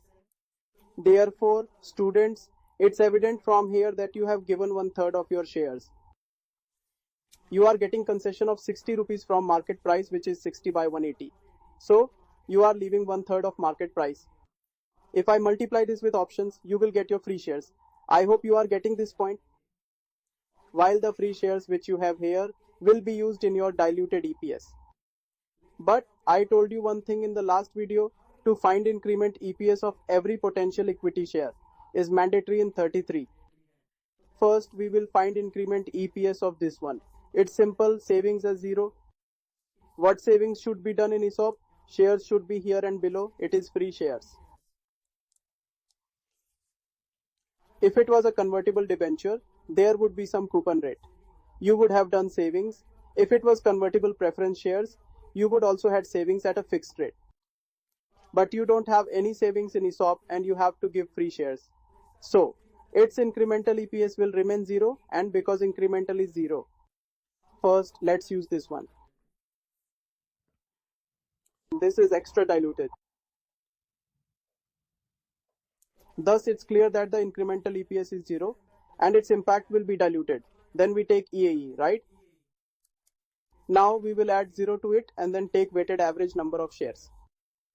Then we will add free shares and get the answer by doing diluted EPS. This is the formula. Adjusted EAE, adjusted number of shares. First, we will find incremental EPS and report to diluted EPS. This was all in ESOP. We have to target and move ahead with concession you gave. However, there is only one crucial thing, one issue. I explained you this very clearly. And it was, there was a difference of 33 and 102. When we do the ESOP accounting in the Ind AS 102. Therefore, here we will log the grant date of fair value. We will log. If I have announced ESOP for 1 for X1 and the marketplace on that day is 180 per price, the exercise price is 120. So, this entire accounting will be based on these prices over the testing period. Once we log the grant date of fair value, or subsequently if the market price fluctuate, we won't look at 102. While we do our accounting on the basis of employee left with 60 rupees ESOP. But 33 says something else. It says that when we find EPS, we find for 31st March, let's say vesting period is of 3 years. You need to understand that at the end of first year, furthermore, at the end of second year and third year, when you will calculate the free shares, it should be on the basis of average market price during the year. Okay. If your vesting period is 1, then you need to find the average market price for first year, and we want C180. Look at 102 in accounting. In accounting, we need to lock the price and calculate EPS. We need to give exact value. On every 31st March, when you have to find free shares, then will the formula be market price minus exercise price upon market price into options? No, it's not. Your formula will be average market price. If you are finding free share at first year end, you need to take average market price of first year.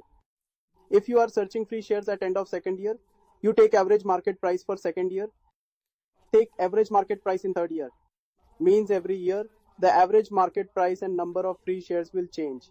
In all the 3 shares, you will have to take different free shares in diluted EPS. You need to remember this point. This information will be provided in question. Grant date of fair value and excess price gets locked in 102. Right, students? But in Ind AS 33 on 31st March every year, free share, you have to calculate based on the average market price. The average market price for first year is 190, for next year is 170, and average market price for the next year is 220. Free shares will be calculated based on average market price during the period, different for each year. You keep this in mind. We discussed this in class. Look here. Average market price minus exercise price upon average market price into ESOP. We are calculating free share, concessional share. Later, we will calculate incremental EPS, okay? Incremental EPS 0, then we find diluted overall. I explained you this working. Okay? Then we moved on. This was adjustment number 2. Now see students, we have done all these questions. 31 question number 3. Then we came at adjustment number 3. We had come to adjustment number 3. This was a very dangerous adjustment. It's already written, very important. This was the option, contracts for own shares. Let's say company's name is X Limited. We are finding the EPS. If this company has done option contracts on their own shares, the word is own shares, your own shares. If I'm calculating the EPS for X Limited and X Limited has some option contracts on its shares, then learning its adjustment is very important for you. I hope you are following me here. Students, I told you that you need to identify one thing from these two, right? Which is the first case? First find out which company's EPS you are calculating, okay? And whatever company has written option contracts on their shares, then first find if the company is an option buyer or the company is an option seller, okay? Why? Because an option buyer never goes into loss. The option buyer exercises the option only when he sees profit in it. I hope you are getting this, because option premium is given for this. Therefore, if we are calculating the EPS of X Limited, it had signed option contracts on its shares. This is an option buyer. If this is an option buyer, there will never be any loss in the future. Moment there is loss, he will say, I don't want to exercise the option. He has the right. The option buyer has rights. There is no obligation. This is anti-dilutive case. In profit, the option will be exercised and vice versa. The company for which you are finding EPS, and if that company is option buyer, then ignore the situation. We won't even talk about this issue, but what is our issue? If I am calculating EPS for X Limited, as per Ind AS 33, and this company has sold its operations on our own shares, they have sold option on its one shares. If this company becomes an option seller, they will be trapped in an obligation because the other company has already paid premium. Clear? They have the option premium. If this company has the option premium, then it's involved in obligation. We will have to work according to the intention of other company. You need to see if the company is an option buyer or option seller. If it is an option buyer, there is no case. Ignore the situation. It's anti-dilutive. We are not seeing profits. We are finding dilutive EPS in option buyer. The company will have profit in future, and if not, option will be dropped. There will be no loss. But if the company is option seller, then stop here. Now we need to move ahead. If a company is an option seller, there are two cases in option seller. If the company is an option seller, then there will be two cases that what option did company sell. Either the company sold call option or the company sold put option. The first case is that company has sold a call option. Now tell me if the company has sold call option on its own shares. That means other has bought a call option. What is the meaning of call option? Right to purchase. That means other has the right to purchase company shares. Let's assume this is X Limited and Mr. Ram is in front. Mr. Ram is call option buyer. He is call option buyer and he has bought the right to purchase. Right, students? If this benefited him and he exercised option and he told the company that he wants to buy shares, then the company will have to give him a new issue. Company will sell shares means to issue shares. Let's say he did the option and wants shares for 140 rupees. When I checked the contract expiry date, the market price now is 180 rupees. Ram is smiling. Mr. Ram says that the thing which is being sold in the market for 180, he can buy it for 140. He has shown his intentions that he wants to buy company shares. What will the company do now? Today, one share costs 180 rupees. The company will have to sell for 140. It's the same ESOP case. They have to give at concessional rate and we have to take out free shares. The company will issue free shares. The free shares, the further procedure, saving is 0, free shares, your incremental EPS is 0, then include it in your overall ESOP trading will be done. Now, if the market price is 130, then Mr. Ram will say, if share is available in the market for 130, why would he buy it for 140? Then the contract will be void. He won't exercise the option. But if this is a call option case and the market price is high, so the option will be exercised, the company will have to issue it at a concessional rate. Because if the company will give 180 share for 140, it will be same case of free share. Second case is put option. What is the second case? Put option. The second case is put option. It means the other has the right to sell, right? If the other party exercise their right to sell their shares, the company will have to buy them back. Clear? The company has option on its own shares. If the other party has right to sell, then company will have to buy it back. Now you will say, how will this come under diluted EPS? It will come, let's assume, one side is X Limited and Mr. Ram is on other side. They have done contract of put option. Because I will sell your shares at 140 to you. The market price is 110 rupees. The thing which is selling in market for 110, and if he can sell it for 140, then he will say to the company that he can sell it for 140, and then the company has to buy it back for 140.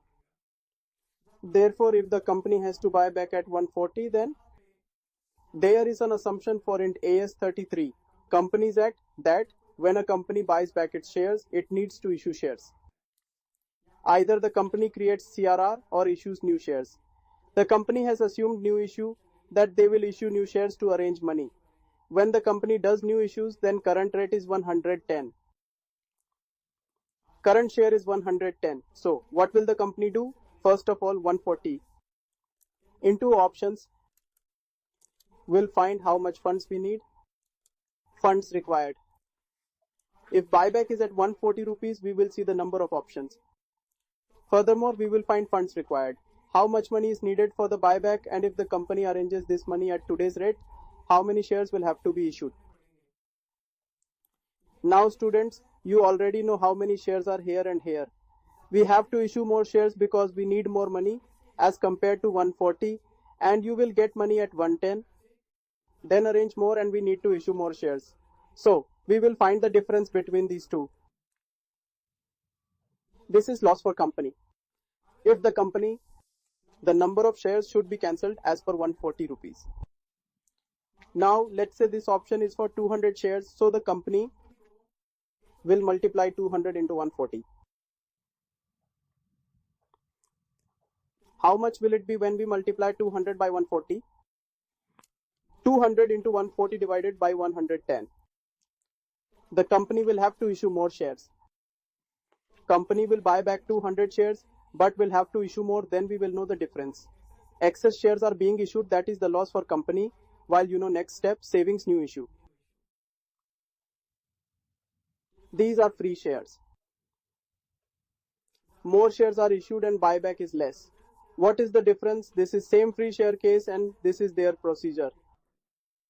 I told you this entire procedure by making cases. All these notes are written in the copy. Look here.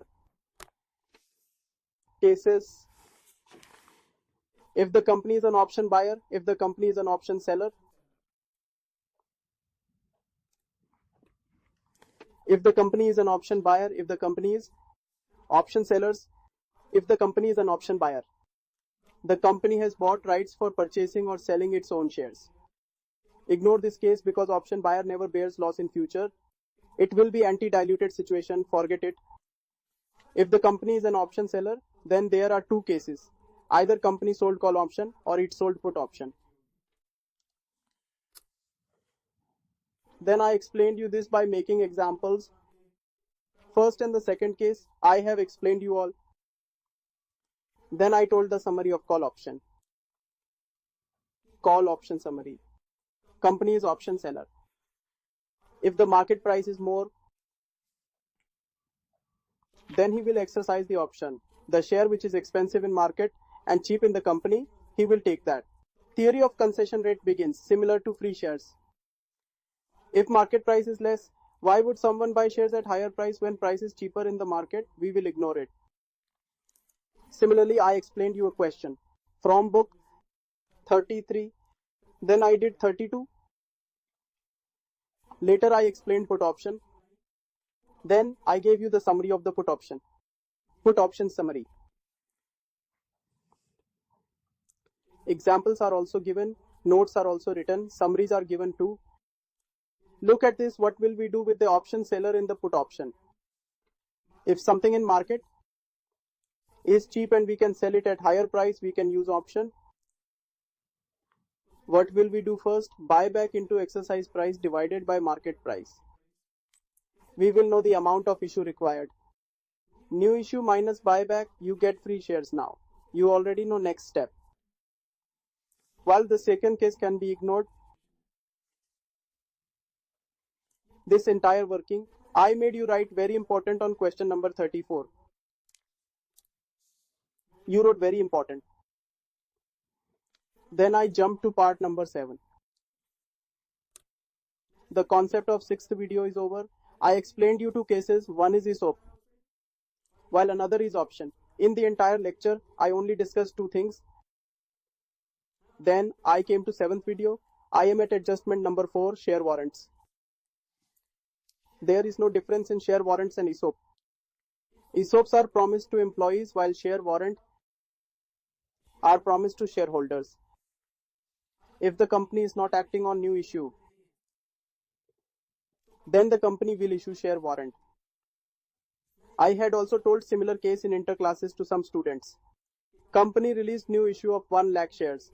Company's issue is oversubscribed. People are waiting with money, but company can't issue shares. So the company tell them to give money. And they will give share warrants, meaning when company issues in future, they will convert their warrant into shares. People say what's the benefit for them? Company tell them that they will fulfill today's promise. In the future, when the company's grow market price will be there, they will not issue at that price but will lock current price. We are talking about concessional issue. It's all same here. Average market price, exercise price, the same free share formula. Is this clear? Whereas this also has the same ESOP issue. Every year at year end, right students? Till you have the warrants, you haven't created shares for it. Average market price basis free shares. The exercise price is the price that you promised, which cannot be changed. However, you will need to find free shares based on average market price. Average market price is different each year and free shares are also different. You have to follow same process ahead. Savings as 0 divided by shares overall, then adjusted it. This is same case that I did in ESOP. I have written somewhere. Let me see, I must have written the wording. Say this. calculation of free shares will be same in ESOP, right? It's all similar. Example is done. Then I brought you to adjustment number 5. Therefore, students, this was our contingently issuable shares, which is very important. It was extremely important. In Ind AS 33, there are two situations given. There are two situations given in Ind AS 33. Case number 1, case number 2. When company to its employees, when the company promises its employees or shareholders to issue shares in the future, okay? Let's say the company told its employees, you help us by completing a target of this much sales, or help us reach the target of this much net profit, or make the company's market price reach here. The company has promised its employees that if you meet our conditions, we will issue shares to you in the future. Contingently issuable shares means that we have promised shares that based on some future event. It's called contingency. Two types of contingencies are given here. First contingency is if you have given someone a target. If you have any targets for your franchisees, agents, employees, shareholders, you have given someone a target and said, if you meet our target, we will issue you shares in the future. Second is, you have fixed a proper event, and if this event happens, let's say company has opened 5 outlets. So when the company opens its 6th outlet or company starts their business in a particular area, we will issue you shares. This becomes other than target contingencies. There are two types of contingencies, one based on targets and next is other contingencies. Your promises can be in two ways. Both the contingencies may lead to future share issuance. So it's considered in the diluted EPS. Then we explained it in different ways. The first case was if the company has any contingency which is other than target,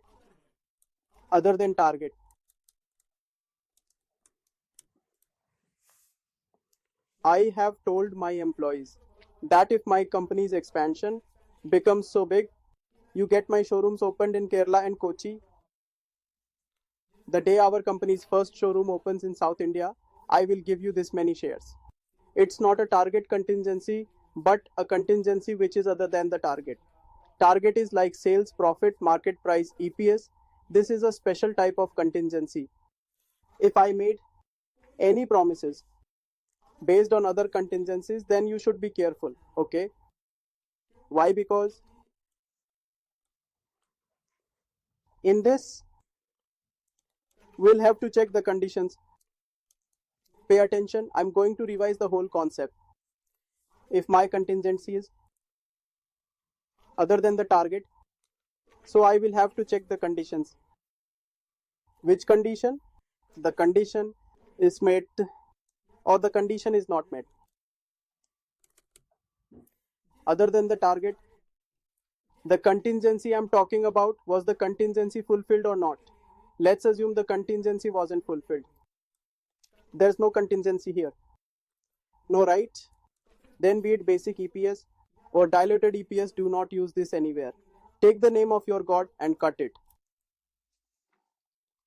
When I talk about other contingencies, first of all, check if the condition is met, okay? If I said that showroom will open in Kochi, then I will give you the share. The showroom didn't open in Kochi, then condition will not be fulfilled. Then we won't use basic and diluted EPS, that's it. Second case, did the showroom in Kochi open? Yes, it's opened. Did the contingency meet? Yes, it's met. So now you check two things again. Are the shares issuable or are they issued? Showroom in Kerala is opened, contingency fulfilled. The condition is satisfied. Now you check that promise you made. Is that promise still valid or did you issue shares? If you have issued shares, So take it with the time factor in the basic EPS, the way you are taking the new issue, and ignore this in diluted EPS. But if the shares are issuable and you have satisfied the contingencies but haven't issued the shares, then you have to pay attention. So in the basic EPS, take the shares according to the time factor, and in diluted EPS, take the shares in full. I want to take both. In the basic EPS, take it with time factor. In the diluted EPS, take it full. I explained you this in detail, and there was a contingency. Which contingency? Target 1. When you give someone a target with sale, profit, market price, EPS, then all these targets are checked against the balance sheet date. This contingency can be fulfilled any time of the year. When it can be fulfilled any time of the year, it can be linked to the basics. Contingencies related to target are checked with the balance sheet date. To see if the target for sales, profit, EPS, market price was achieved or not, it's checked with the balance sheet date. So this can never come in the basic EPS, it can never come. Always it will come in diluted EPS. So there are two cases here with conditions. Are the conditions met? Yes. Did conditions meet? No.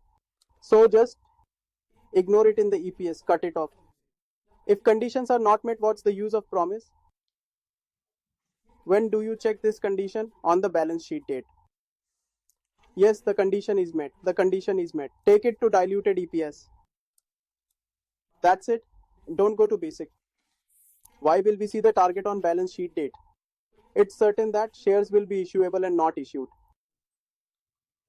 As we'll check the target on balance sheet date, condition is met. We'll issue the shares. In current year, take it in diluted EPS. And point is, shares of other contingency, they come into places basic and diluted. We take it with time factor in basic and we take it whole in diluted, but these target ones, they are only with diluted.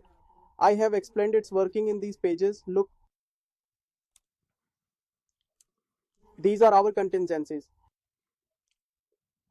If contingently issuable shares are subject to target of turnover, profits, market price, this becomes our first case. If our contingently issuable shares are related to these other events, if these are other, it will come in both basic and diluted if conditions are met. And these will come only in diluted if the conditions are met. If the condition is not met, then ignore it. No adjustment will be made in the basic or diluted. Then I have also created its summary. Let me show you. Look, its summary. Contingently issuable shares, other contingency, conditions met. Conditions are not met. Ignore everywhere. Conditions met, issuable, issued. If it's issuable, then in basic EPS, take with time factor, and in diluted without time factor. If they are issued, then take it in basic. Let me correct it. Take in basic EPS. Basic is written in notes. There is an error in summary. Okay then. If our contingencies are targeted, then are they targeted? Then targets are seen on balance sheet date. 1 second.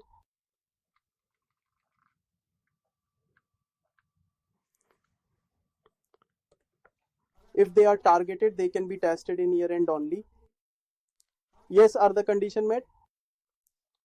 So take it in diluted EPS. Conditions are not met. Ignore it. It was simple.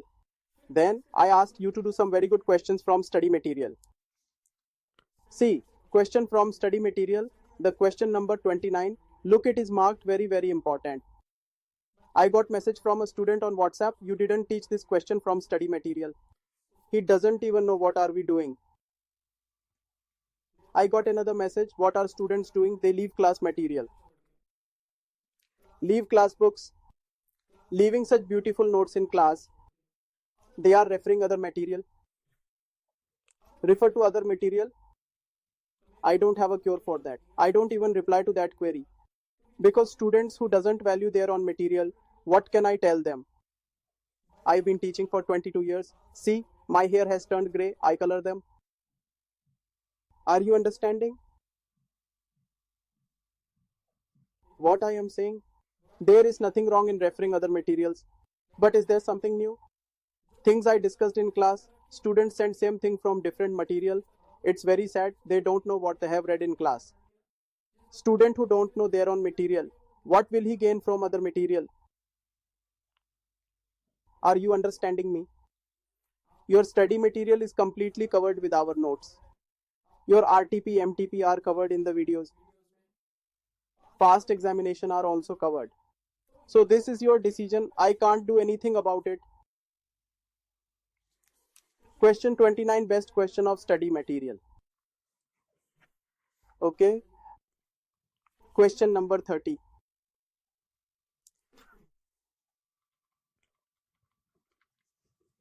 Then I told you an exception. In contingently issuable shares, I had given you an exception, and that was passage of time. If you have promised to issue shares in the future, but that has condition of time, after 1 year this much, after 2 years this much, after 3 years this much. So where is contingency? Contingency is your uncertain event, but when according to the passage of time. We promise shares based on passage of time, but they won't be according to contingent shares. It's normal share, treat it same way, it will be issued, and then we will take it in EPS.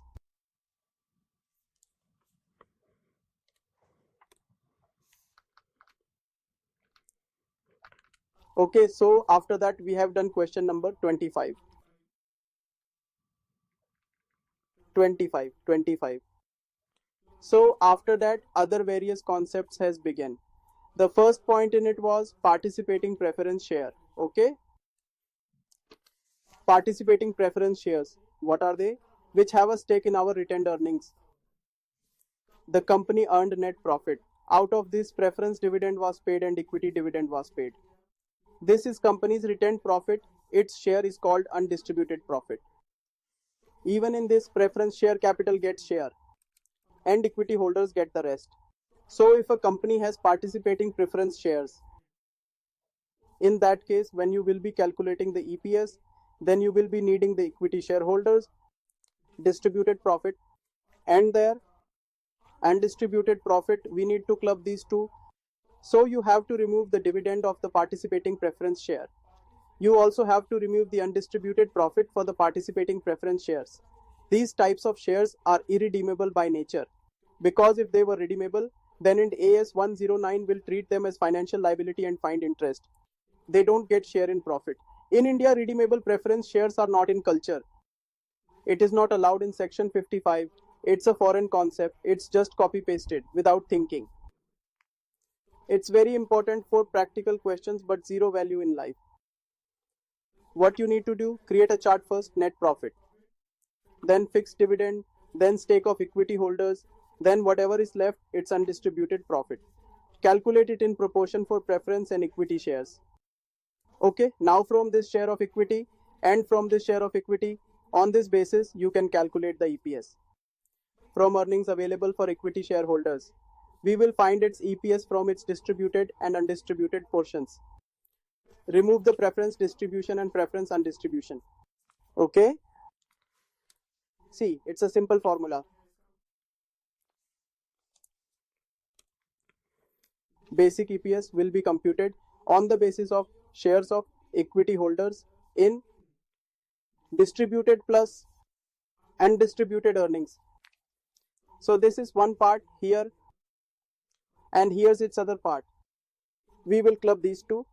We will divide it by weighted average number of shares to get its EPS. We have discussed it in class.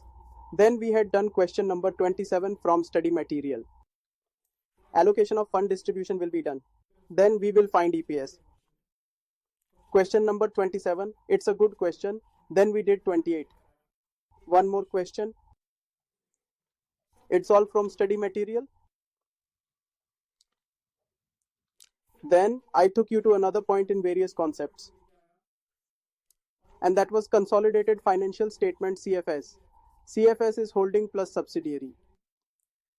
Everyone has read consolidation? I have also shared the revision classes on consolidation. What you have to do? When we find EPS for CFS, so first is holding companies, profit, then add share in post acquisition profits. So here we have to add holding company's share in profit post acquiring the subsidiary company. Whatever profit subsidiary has will go in holding and the NCI. It's done. Holding has two profits, one in pre and other in post. Pre will go in calculation of goodwill on acquisition date, and post comes in same heading and gets added. So we divide it with weighted average number of shares of holding company. So when we calculate the EPS in CFS, it's a very simple concept. You add the holdings on EAE to the subsidiary company's post acquisition profit. Then we will find its average and use it. First is holdings own EAE, and next is its share in his post acquisition profit divided by own share. After explaining this much, students sent doubts on WhatsApp. You have not included subsidiary shares, you are only adding the profit. Because in consolidation we learn holding company I mean subsidiary company's shares capital, and pre-acquisition profit of subsidiary company gets cancelled. What do we do in 103? In 103 we are asked to enter the debt of acquisition, assets to liabilities to NCI to cash, and put the difference in goodwill. On date of acquisition, these assets and liabilities are equal to the capital plus reserves. So when you took these assets and liabilities, it cancelled itself. Okay? Is subsidiary company's capital left? How will you add it? It's very sad. Because when this concept was taught in class, I explained the whole story. You know, I don't take shortcuts. Whenever we discuss something in class, didn't you see the presentation of notes? Proper headings are made concept by concept. Proper presentation has been made for everything. All these has been taught in class. You have notes, you have videos, you can match them.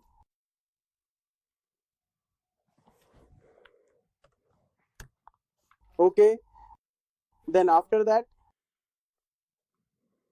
we will keep moving forward just like this. Keep going, keep going. All these questions have been done. All are consolidation questions. These examples are done. Question number 36 is done. Question 37 is also done.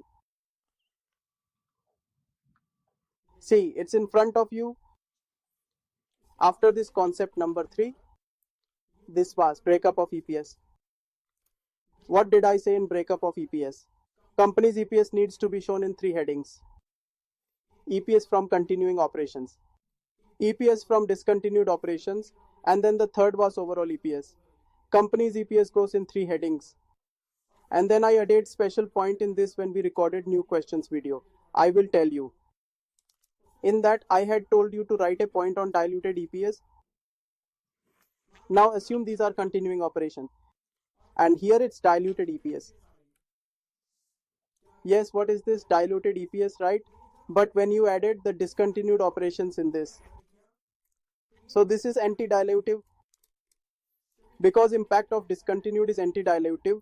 So here in AS 33 said that first you should check what are the results of continuing. We said continuing is showing diluted, but discontinued is showing anti-dilutive, and because of this overall is anti-dilutive. Ind AS 33 says you give disclosure of overall anti-dilutive. So show it's diluted, show it's anti-diluted, and show overall anti-diluted because continuing is diluted. I told you another case. It's anti-dilutive, it's dilutive, and because of this overall is also dilutive. I said we don't have to disclose this because what we are continuing is anti-dilutive, and I said one thing in end. So overall EPS, I mean diluted EPS, will be based on continuing. If continuing is dilutive and discontinuing's impact makes it anti-dilutive, it doesn't matter. Its disclosure will be the anti-dilutive. Okay? If your continuing which is anti-dilutive gets impacted and becomes dilutive, it won't be disclosed because report of diluted EPS will be based on continuing. I told you all about this. Just wait, I'll show you. I will be back on this, then on this too. This is the only thing I told you in part 8. Explanation of disclosure of dilutive EPS if entity has discontinued operations. C. If continuing operations have positive results, then disclosure of dilutive EPS will be made, even if it is anti-dilutive due to the effect of discontinued operations.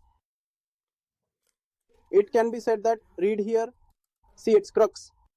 It can be said that disclosure of overall diluted EPS will be made. If EPS is dilutive in case of continuing operations, comments disclosure of overall EPS will depend if continuing operations are showing dilutive results, its controlling factor. Continuing operation is controlling factor. If EPS for continuing operations become anti-dilutive, it's controlling factor. If continuing is anti-dilutive, we will not disclose it. Even if it is dilutive due to effect of discontinued operations. This point was very important. Okay, after explaining all this, these 2 points were left. Suppose it's loss-making company. Which company? Loss-making company. So basic EPS of loss-making company will be visible in brackets. And let's say the company has ESOPs.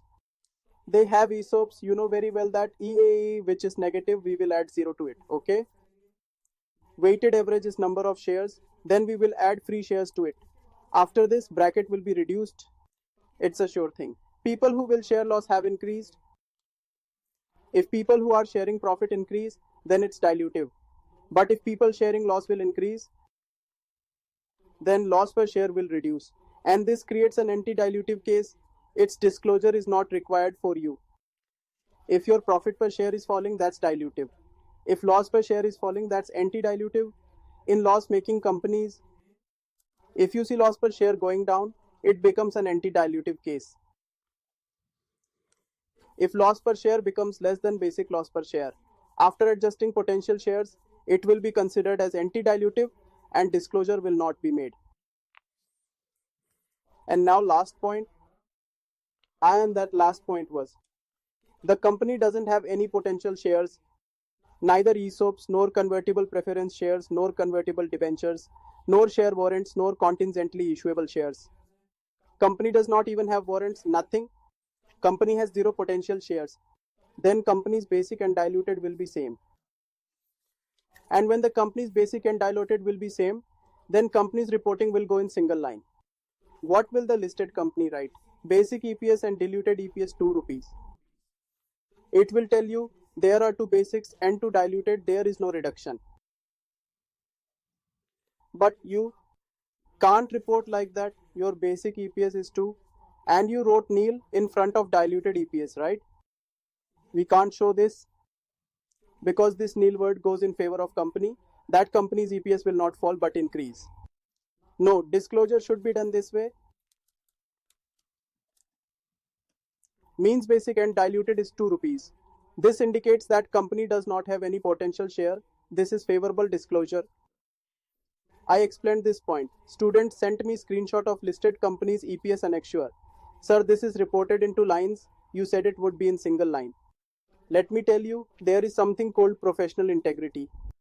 A CA doesn't have the right to doubt on another CA's knowledge, okay? In professional integrity, we don't challenge like this in open market. Even report have many mistakes. Sometimes when CA receive audits of listed companies, they take 3 to 4 years to learn about it. What's in the market? These big 4 like PwC. What people do, they pick their audited specimen and start creating reports on that basis. But after 3-4 years, they understand that they can't work this way, it's different. So if you don't see any report as per Ind AS, don't make notes on it. In professional integrity, our lobby of CAs is like this. We don't doubt on others. We should not write anything about anyone because it will hit us later on when one CA challenges another CA. Have you seen doctor challenging other doctor's prescription? You are getting treatment from doctor but not relieved. You will go to another doctor. He will not listen if you badmouth him. He will say, leave it. Because they know it's not in the interest of the profession. Don't look at such things. Okay, this is the complete revision of the Ind AS 33. Thank you very much. Take care. Bye bye. Love you all. I will bring new Ind AS in next video. Bye bye. God bless you. Love you all. Bye.